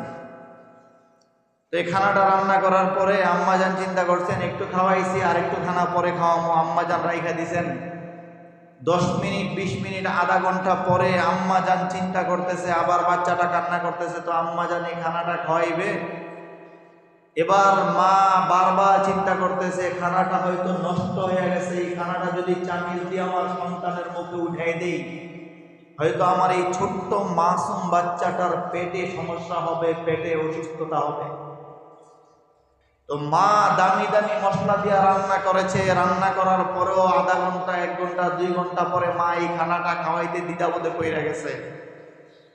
আর আরশে আজিম থেকে আল্লাহ তাআলা জানায় দিলেন, বান্দা আমি আল্লাহ তোকে বানানোর পরে, তোমাকে জন্ম দুনিয়াতে পাঠানোর পরে তোমার মায়ের বুকে আমি আল্লাহ তাআলা এমন পবিত্র দুধ দিয়েছি, এই দুধটা তুমি মন চাইলে সকালে খাইবা, আবার মন চাইলে বিকালে খাইবা।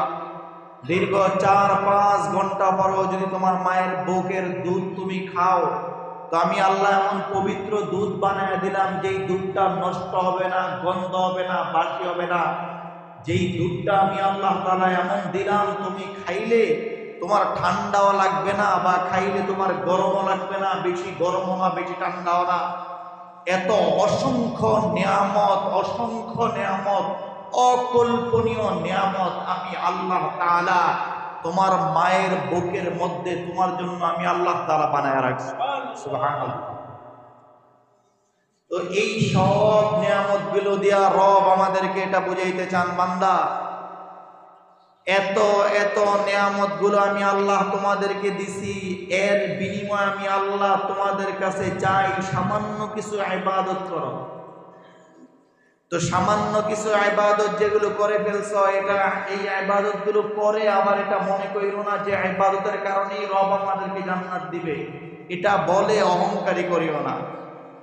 এই জন্য আল্লাহ বলে দিয়েছেন, বান্দা আমি এই নিয়ামত গুলো যা দিলাম যদি গণনা করো না, আর তোমার ইবাদত গুলো যদি গণনা করো, তো আমার নিয়ামত গুলোর তুলনায় কোটি ভাগের 1 ভাগও হবে না তোমার এই সামান্য ইবাদত। তো যদি গরুর গোস্ত 800 টাকা কেজি, তো 800 টাকা দিলে আপনি 1 কেজি গোস্ত পাবেন, 800 টাকার কম দিলে 1 কেজি গোস্ত পাবেন না, আমাদের দেশের নিয়ম। তো রব যদি এটাই নিয়ম করতেন যে বান্দা যে ইবাদতটা করো, যদি ইবাদতের বিনিময়ে জান্নাত চাও, তাইলে যতটুকু ইবাদত করেছো অতটুকু জান্নাত পাইবা, যতটুকু ইবাদত করেছো অতটুকুই নিয়ামত পাইবা।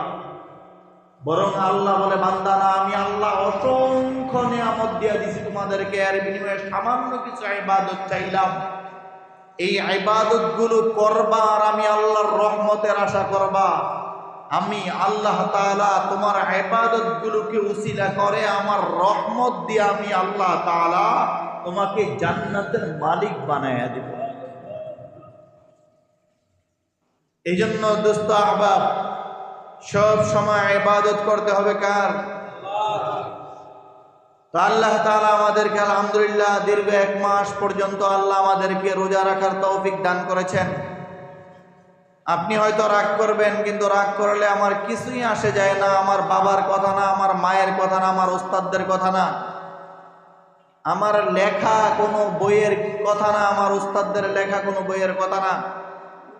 জনাব মুহাম্মদুর রাসূলুল্লাহ সাল্লাল্লাহু আলাইহি ওয়াসাল্লাম ইরশাদ করেছেন, রাসূলের জবান মোবারক দিয়ে রাসূল বলছেন, বুঝেন, রাসূলের জবান মোবারক দিয়া রাসূল বলেছেন, যারা রোজা রাখে না তাদের জন্য ঈদ না,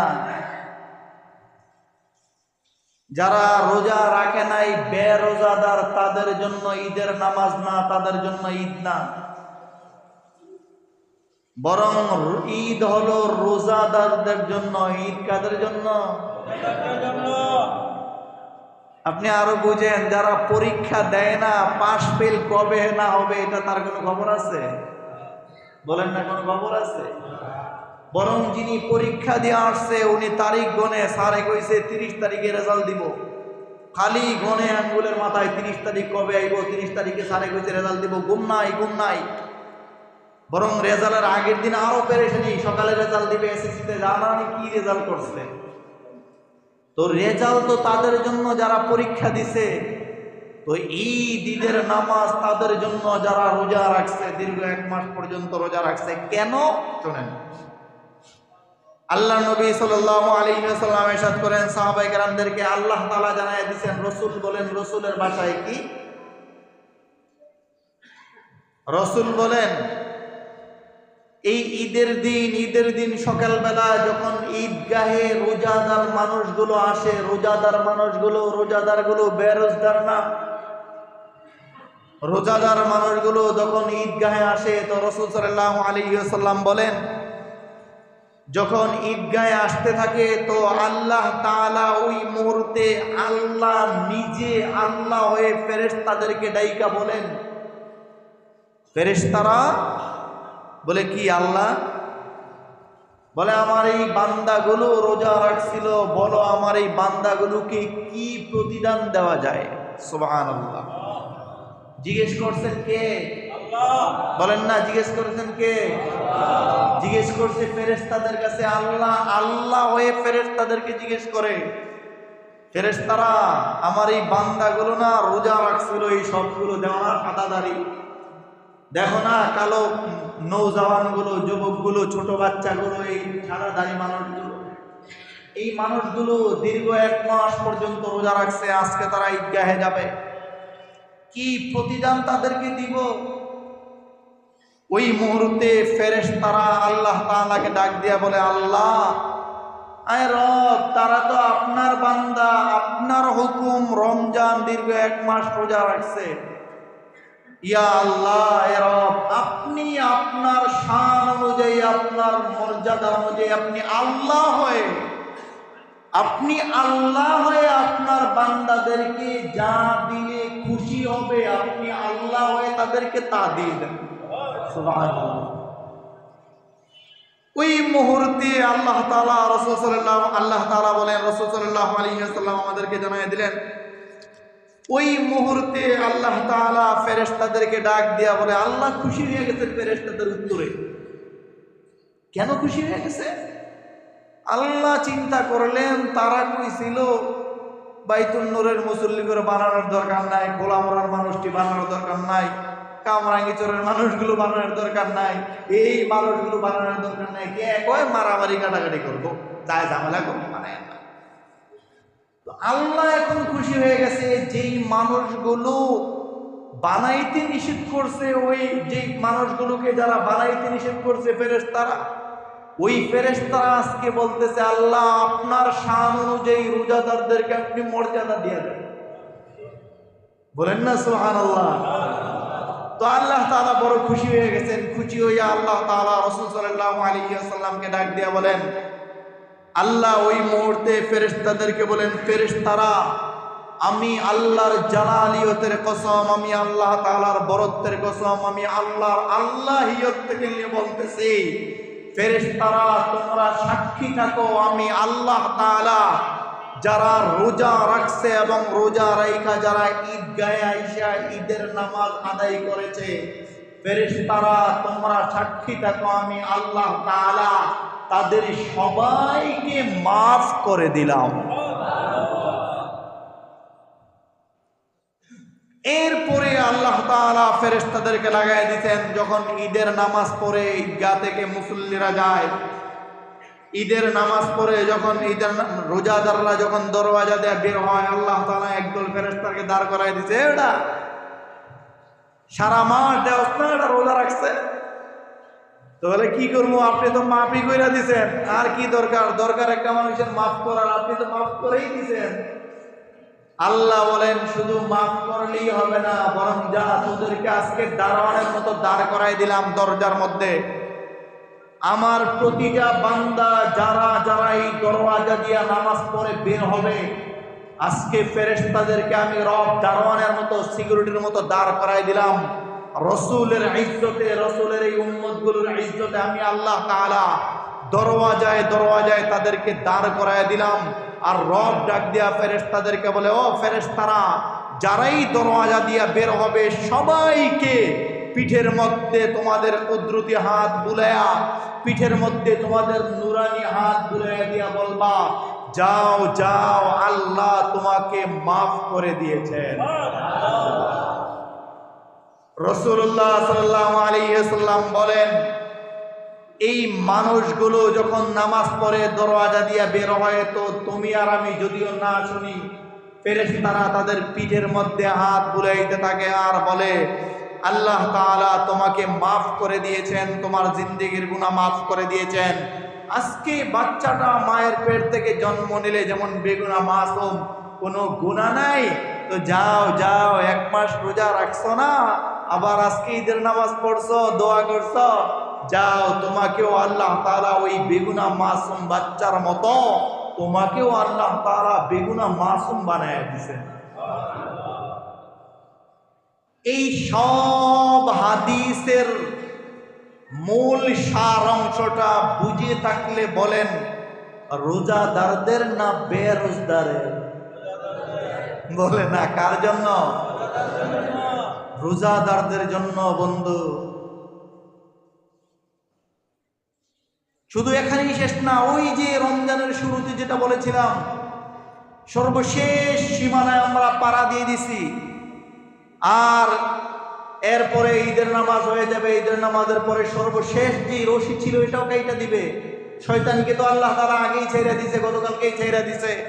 আমার আপনার মাপের সীমানা রসুল যে বদদুয়া করেছিলেন, আল্লাহ যেই মানুষগুলো, জিবরাইল বদদুয়া করেছিলেন, ইয়া রাসূলুল্লাহ, ইয়া হাবিবাল্লাহ, আল্লাহ না আমাকে পাঠাইছে, পাঠাইয়া বলছেন যেই মানুষগুলো রমজান মাস পাইছে অথচ গুনাহ মাফ দিতে পারে নাই, তারা ধ্বংস হয়ে যাক। রসুল আপনি বলেন আমিন। রসুলের জমান মোবারক দিয়ে আমিন বলেছিল। ওই বদদুয়ার সীমানাটা অল্প একটু রয়ে গেছে। সর্বশেষ নামাজের পরে দোয়া পর্যন্ত যদি কোনো মানুষের 2-1 ফোঁটা চোখের পানির উসিলায় আল্লাহ যদি মাফ করে দেয়, তাহলে রসুলের ওই বদদুয়া থেকে আমরা বেঁচে যাব। আর আল্লাহ না করুক, যদি বদদুয়া থেকে বাঁচতে না পারি, আপনি বলেন আগামী বছর আবার রোজা পাইবেন, আগামী বছর গুনাহ মাফ নিবেন, আগামী বছর আমরা বেগুনাহ মাসুম হয়ে যাব, গুনাহ মুক্ত জিন্দেগি পালন করব, এই সুযোগ আসবে কি আসবে না, এটার গ্যারান্টি আমাদের আছে? এজন্য দোস্ত আহবাব, আর কবে বুঝবা? আচ্ছা বলেন, কোন লাইনে ওষুধ দিব? আর লাইনে ঝামেলা, যেখানে হাত দিই ওখানেই দিই বিষ ব্যথা। বলেন, যারা রোজা রাখছিল তাদের দিনগুলো কি আমাদের থেকে কম ছিল? আমরা রোজা রাখছি ভোর 5টা, মানে সাহারি খাওয়ার সময় শেষ থেকে নিয়ে একেবারে ইফতার পর্যন্ত, 6টা 5টা 58, 6টা 2, 6টা 3, 6টা 10, 6টা 11, লাস্ট ইফতার করছে 6টা 11। আমাদের এই যেই সময়টা ছিল, আমাদের সময়টা থেকে যারা রোজা রাখছিল না তাদের সময়টা কি আর কম ছিল? যেই মানুষগুলো রোজা রাখছে তাদের সময়টাও যতটুকু, যেই মানুষগুলো রোজা রাখে নাই তাদের সময়টাও ততটুকুই। মাঝখানে ডিফারেন্ট পার্থক্যটা হলো রবের দরবারে যেই মানুষগুলো রোজা রাখছিল, এই সামান্য সময় রোজা রাখার কারণে আলহামদুলিল্লাহ রোজাদাররা বুকে হাত দিয়ে বলতে পারে, ইনশাআল্লাহ রোজাদারদেরকে আল্লাহ আজকে মাফ করে দিবেন। আর এর বিপরীতে একই সময়, একই সূর্যের আলো, একই বাতাস, একই এলাকায় তাইকা একই সময় অতিবাহিত করে কিছু নাফরমান এমন আমরা আছি যারা আমরা দীর্ঘ 1 মাস রোজা রাখতে পারি নাই। যেখানে আমরা মাপ পাওয়ার কথা ছিল, সেখানে আল্লাহ না করুক বেটা তোদের কারণে আমাদের উপরে যে গজব আসে নাই, আল্লাহ যে আমাদেরকে বাঁচায় দিছে, এটা আমাদের জন্য কপাল। কথা বলে না? আপনি বুঝেন, আপনি মনে করেন কি যেই পরিমাণে নাফরমানি আমি আর আপনি করেছি রমজান মাসে, বড় কপাল সৌভাগ্য যে আল্লাহ আমাদেরকে ওই আসমান থেকে পাথরের বৃষ্টি দিয়া চাপা দিয়া মাইরা ফেলে নাই। এটা কি নবীর আদর্শ হওয়ার কথা ছিল? এটা কি আমাদের মুসলমানের মুসলমানিত্ব? আর কবে বুঝবেন? এখন এই মুহূর্তে যদি আপনি হাজারো কান্দেন, আল্লাহ আগামী বছর রাখবো, আগামী বছর রাখবো, আগামী বছর রাখবো, কোনো লাভ নাই। সময় শেষ, সময় শেষ হয়ে গেছে। এখন আর সারাদিন কান্না করে কোনো লাভ নেই। আপনাকে হাজারবার বলেছিলাম, বন্ধু রোজাগুলো রাখেন, ও আব্বাজান আপনি রোজাগুলো রাখেন, হাজারবার বলেছি। আরে শুধু আপনি একা নাফরমানি করেন নাই, গাধা কোথাকার। আপনার মতো বেয়াদব, আপনার জন্য আপনার মা বাবা কবরে থাইকা লানত দিতেছে প্রতিটা মুহূর্তে। প্রতিটা মুহূর্তে মা বাবাগুলো কবরে থাইকাও লানত দিতেছে, আত্মীয় স্বজনরা কবরে থাইকা লানত দিতেছে। কি নাফরমান রাইকা আসলাম, রোজাও রাখে না। বারবার কবর থেকে ডাইকা বলে, তোদেরকে এই জন্য রাইকা ছিলাম, বড় আশা করে তোদেরকে রাইকা আসছিলাম, বড় আশা করে কষ্ট করে রাইকা আসছিলাম, অন্তত আমরা চলে আসছি, রোজাগুলো তো তোরা রাখবি। আপনি সেই রোজাগুলো রাখেন নাই। কোন মুখে আপনি আচরের ময়দানে ওই মা বাবার সাথে দেখা হইলে আপনি কি উত্তর দিবেন মা বাবার সামনে? রাসূল সাল্লাল্লাহু আলাইহি ওয়াসাল্লামের সাহাবী যারা রোজা রাখছে তাদেরটাই আগে বুঝেন। রাসূল সাল্লাল্লাহু আলাইহি ওয়াসাল্লামের সাহাবী ঈদের দিন আল্লাহর নবী যার ব্যাপারে বলেছেন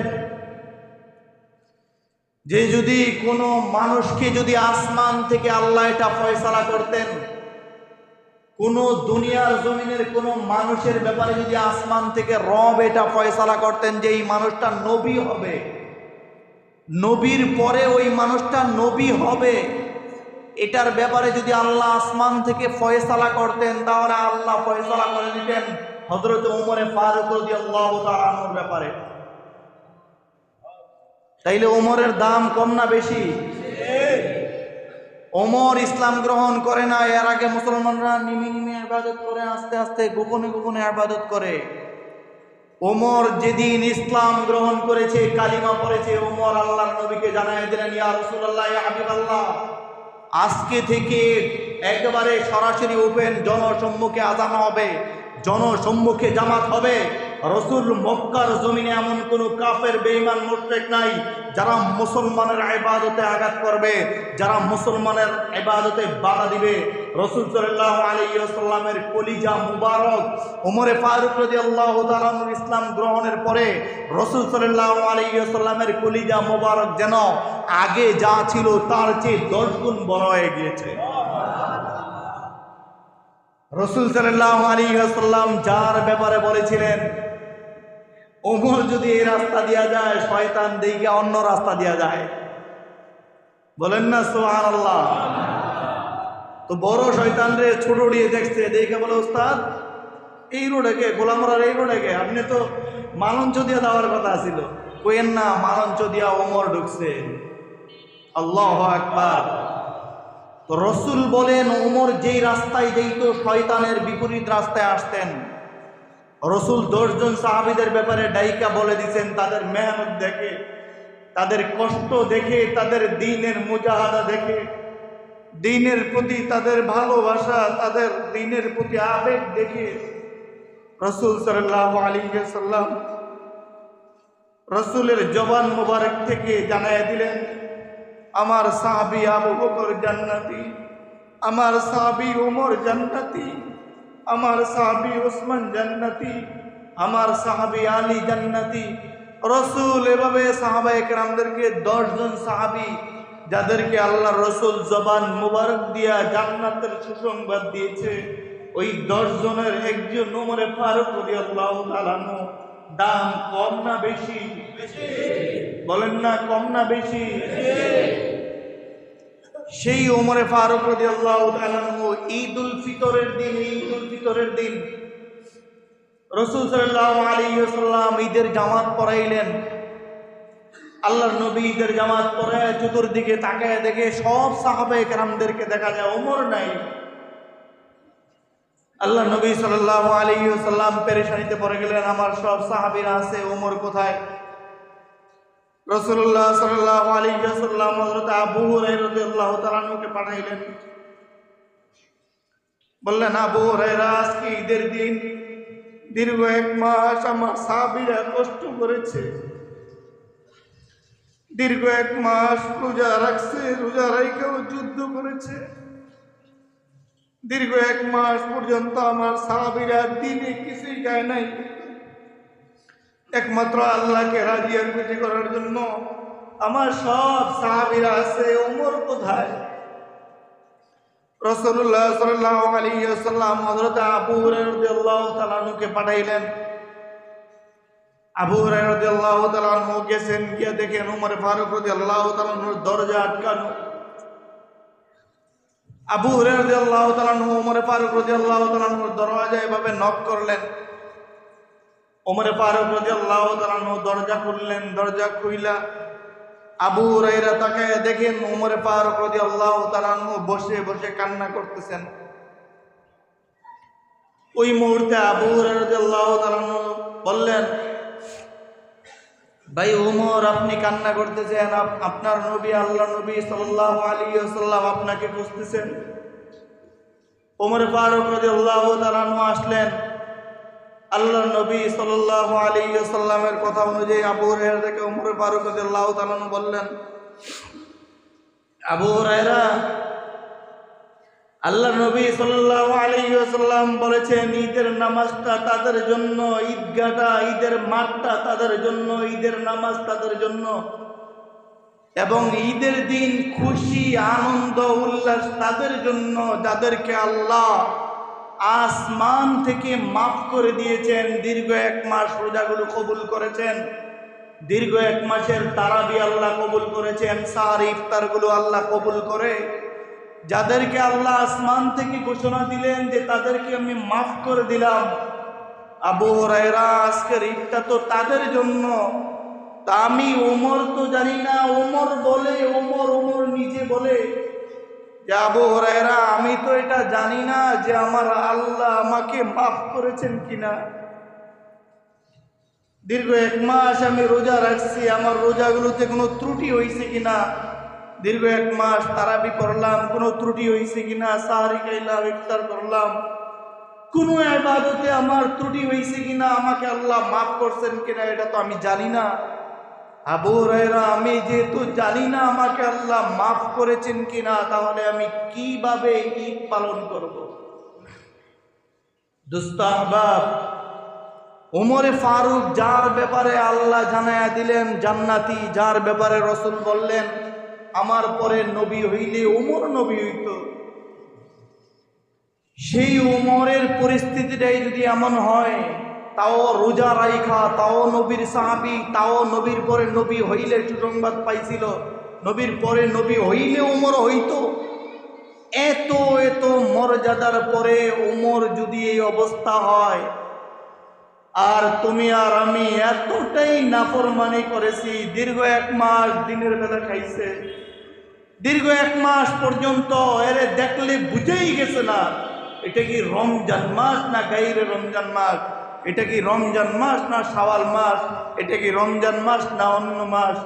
তাইলে দোস্ত বলো, যেই ওমর, যে আবু বকর, যে উসমান, যে আলী সাহাবায়ে কেরাম এত কষ্ট করে দিন রাইখা গেছেন, এত কষ্ট করে তোমার আর আমাকে আরামে রোজা রাখার মতো একটা ব্যবস্থা করে দিয়ে গেছিল। কিয়ামতের মাঠে ওই ওমরের সাথে যদি তোমার দেখা হয়, কিয়ামতের মাঠে আবু বকরের সাথে যদি তোমার দেখা হয়, কিয়ামতের মাঠে রাসূলের সামনে যদি তুমি উপস্থিত হও, তো বলো দোস্ত, কোন আকলে, কোন বিবেকে এই চেহারাটা তুমি ওমর, আবু বকর, ওসমান, আলীকে দেখাইবা? এই চেহারাটা তুমি রাসূল সাল্লাল্লাহু আলাইহি ওয়াসাল্লামের সামনে গিয়া উঠবা? এই জন্য দোস্ত আহবাব, যারা হেলায় খেলায় নষ্ট করে দিয়েছি, আল্লাহ আমাদেরকে যেন এখনো সময় আছে, জানি না আল্লাহ মাফ করবেন কিনা। সর্বশেষ ঔষধ আপনার জন্য বন্ধু, যদি পারেন তো আল্লাহর কাছে কান্নাকাটি করেন, যদি পারেন আল্লাহর কাছে কান্নাকাটি করেন। মাফ হবে না এটা আমি ফতোয়া দেই না, আবার মাফ হয়ে যাবে এটাও আমি ফতোয়া দেই না। বরং কথা হলো, আপনি যদি আল্লাহর কাছ থেকে আবেগ দেখায় আল্লাহর কাছ থেকে যদি আপনি মাফ নিতে পারেন, তাহলে একটু নরম হইয়া আল্লাহর সাথে একটা সম্পর্ক কইরা নিয়েন, যেন আল্লাহ মাফ করে দেয়। বলেন আমিন। এই জন্য দোস্ত আহবাব, আমরা মাফ চাইবো তো আল্লাহর কাছে ইনশাআল্লাহ। তো যেই কথাটা শুরুতে বলেছিলাম, দীর্ঘ 1 মাস আমরা রোজা রাখলাম। আল্লাহ তাআলা যেন এই রোজাগুলোকে উসিলা করে আল্লাহর রহমত দিয়ে যেন আমাদেরকে জান্নাতের মালিক বানায় দেয়। বলেন আমিন। বড় সুখে আছি, বড় আনন্দে আমরা আছি, তাই না? যে ঈদ হবে, নামাজের পরে যাওয়ার পরে গিয়ে ঘোরাঘুরি করব, বিভিন্ন জায়গায় যাব। আর দোস্ত আহবাব, কবরে যারা আছেন, কবরের মানুষগুলোর অবস্থা রাসূল সাল্লাল্লাহু আলাইহি ওয়াসাল্লাম বলেন, যেই মানুষগুলোকে রমজানের আগে কবরে আযাব হইত, আল্লাহ না করুক তাকে যদি আল্লাহ মাফ না করেন, আত্মীয় স্বজনদের রোজার আমলে, আত্মীয় স্বজনদের তারাবি সাহারি দান সৎকার আমলে, আত্মীয় স্বজনদের কান্নাকাটির আমলে যদি আল্লাহ না করুক, তাকে যদি আল্লাহ মাফ না করে থাকে, ওরকম সওয়াব যদি আত্মীয় স্বজনেরা তার জন্য না পাঠাইতে পারে, আল্লাহ না করুক, আল্লাহর নবী সাল্লাল্লাহু আলাইহি ওয়াসাল্লাম বলেন, ঈদের নামাজের পর থেকে আবার ওই মানুষগুলোর কবরে জাহান্নামের আযাব শুরু হয়ে যাবে। দোস্ত আহবাব, আল্লাহ তাআলা আমাদের সবাইকে মাফ করে দিন। বলেন আমিন। এক সময় এমন হয়েছে না যে আপনি ঈদগাহে আসার সময় আপনার আব্বা আপনাকে হাতে ধরে নিয়ে আসছে, সকালবেলা ঘুম থেকে উঠা বাবা গোসলে যাওয়ার সময় হাতে ধরে ধরে গোসলখানায় নিয়ে গেছে, হাতে ধরে, আমরা গ্রামের মানুষ, হাতে ধরে খালে নিয়ে যাইতো, হাতে ধরে পুকুরে নিয়ে যাইতো। যেই মানুষগুলোর সাথে আস্তে আস্তে আজকে ঈদগাহে আসা শিখছেন, সেই মানুষগুলো আজকে নাই। অথচ সেই মানুষগুলোর জন্য দোয়া, সওয়াব, দান, সদকা কোনো খবর নাই। একটা সেজদা তৃপ্তি সহকারে আপনি দেন না, আমি এটা বলে দিতে পারি। আপনি একটা সেজদা তৃপ্তি সহকারে মনে হয় দিছেন কিনা, কয়জন আল্লাহর বান্দা হবে যে তৃপ্তি সহকারে একটা সেজদা দিলাম, যে আল্লাহ এই তৃপ্তির সেজদার সওয়াবটা আমার আব্বার কবরে পৌঁছায় দিয়েন, আমার আম্মার কবরে পৌঁছায় দিয়েন, আমার দাদা দাদির কবরে আল্লাহ এই সেজদার সওয়াবটা আপনি পৌঁছায় দিয়েন। এই তৃপ্তি সহকারে ইতমিনানের সাথে সেজদা বলেন, সর্বশেষ বন্ধু আপনি কবে দিয়েছেন? এজন্য আল্লাহ তাআলা আমাদের সবাইকে খাট সঠিক বুঝার মতো তৌফিক দান করে। বলেন আমিন। আর একটু আওয়াজ দিয়ে বলেন না আমিন।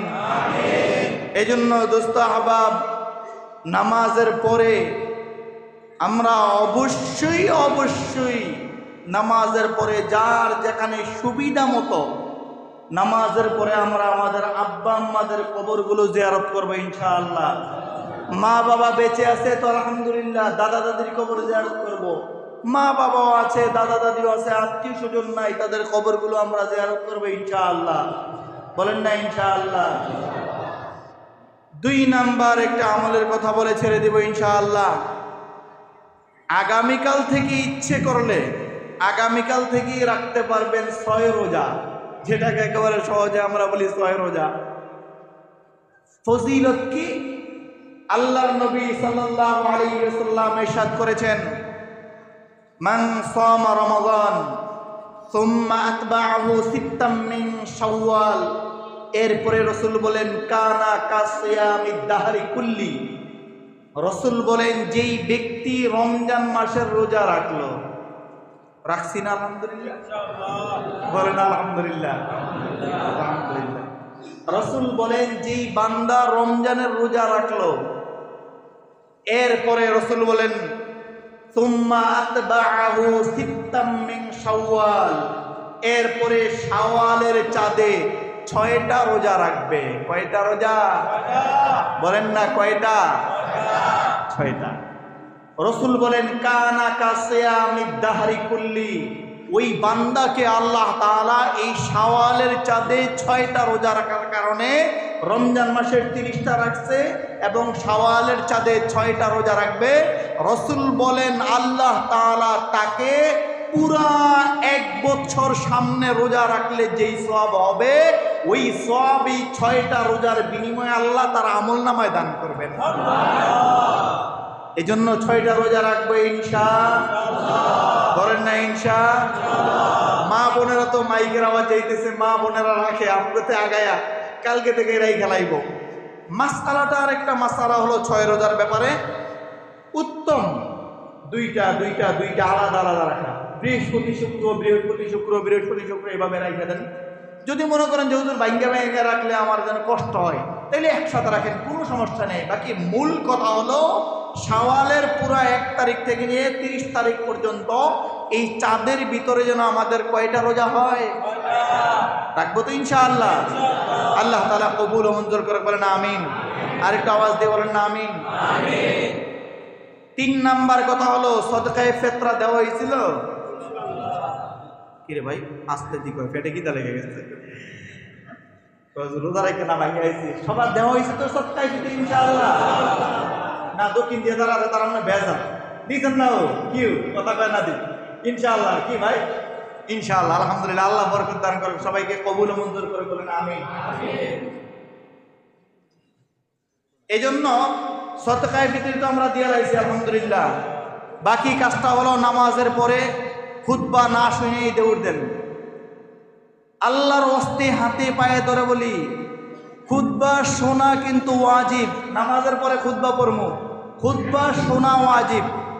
খুতবার পরে মুনাজাত আপনার যদি মনে চায় দিয়েন, না মনে চাইলে আপনি চলে দেন।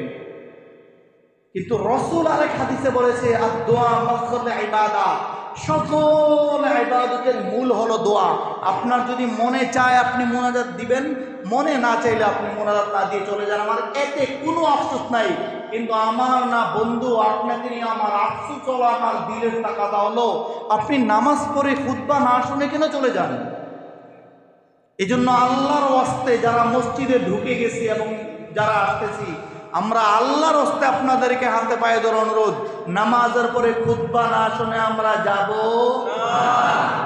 তাইলে খুতবা না শুনে যাব না, খুতবা শুই না যাব। এরপরে গিয়ে আব্বা আম্মা মুরব্বীদের কবরগুলো জিয়ারত করব, ঠিক আছে তো ইনশাআল্লাহ। এরপরে কালকে থেকেই যদি সম্ভব হয় বা বৃহস্পতি শুক্র থেকে আমরা এই চাঁদি 6টা রোজা রাখবো ইনশাআল্লাহ। আল্লাহ তাআলা আমাদের সবাইকে কবুল ও মঞ্জুর করে, বলেন আমিন।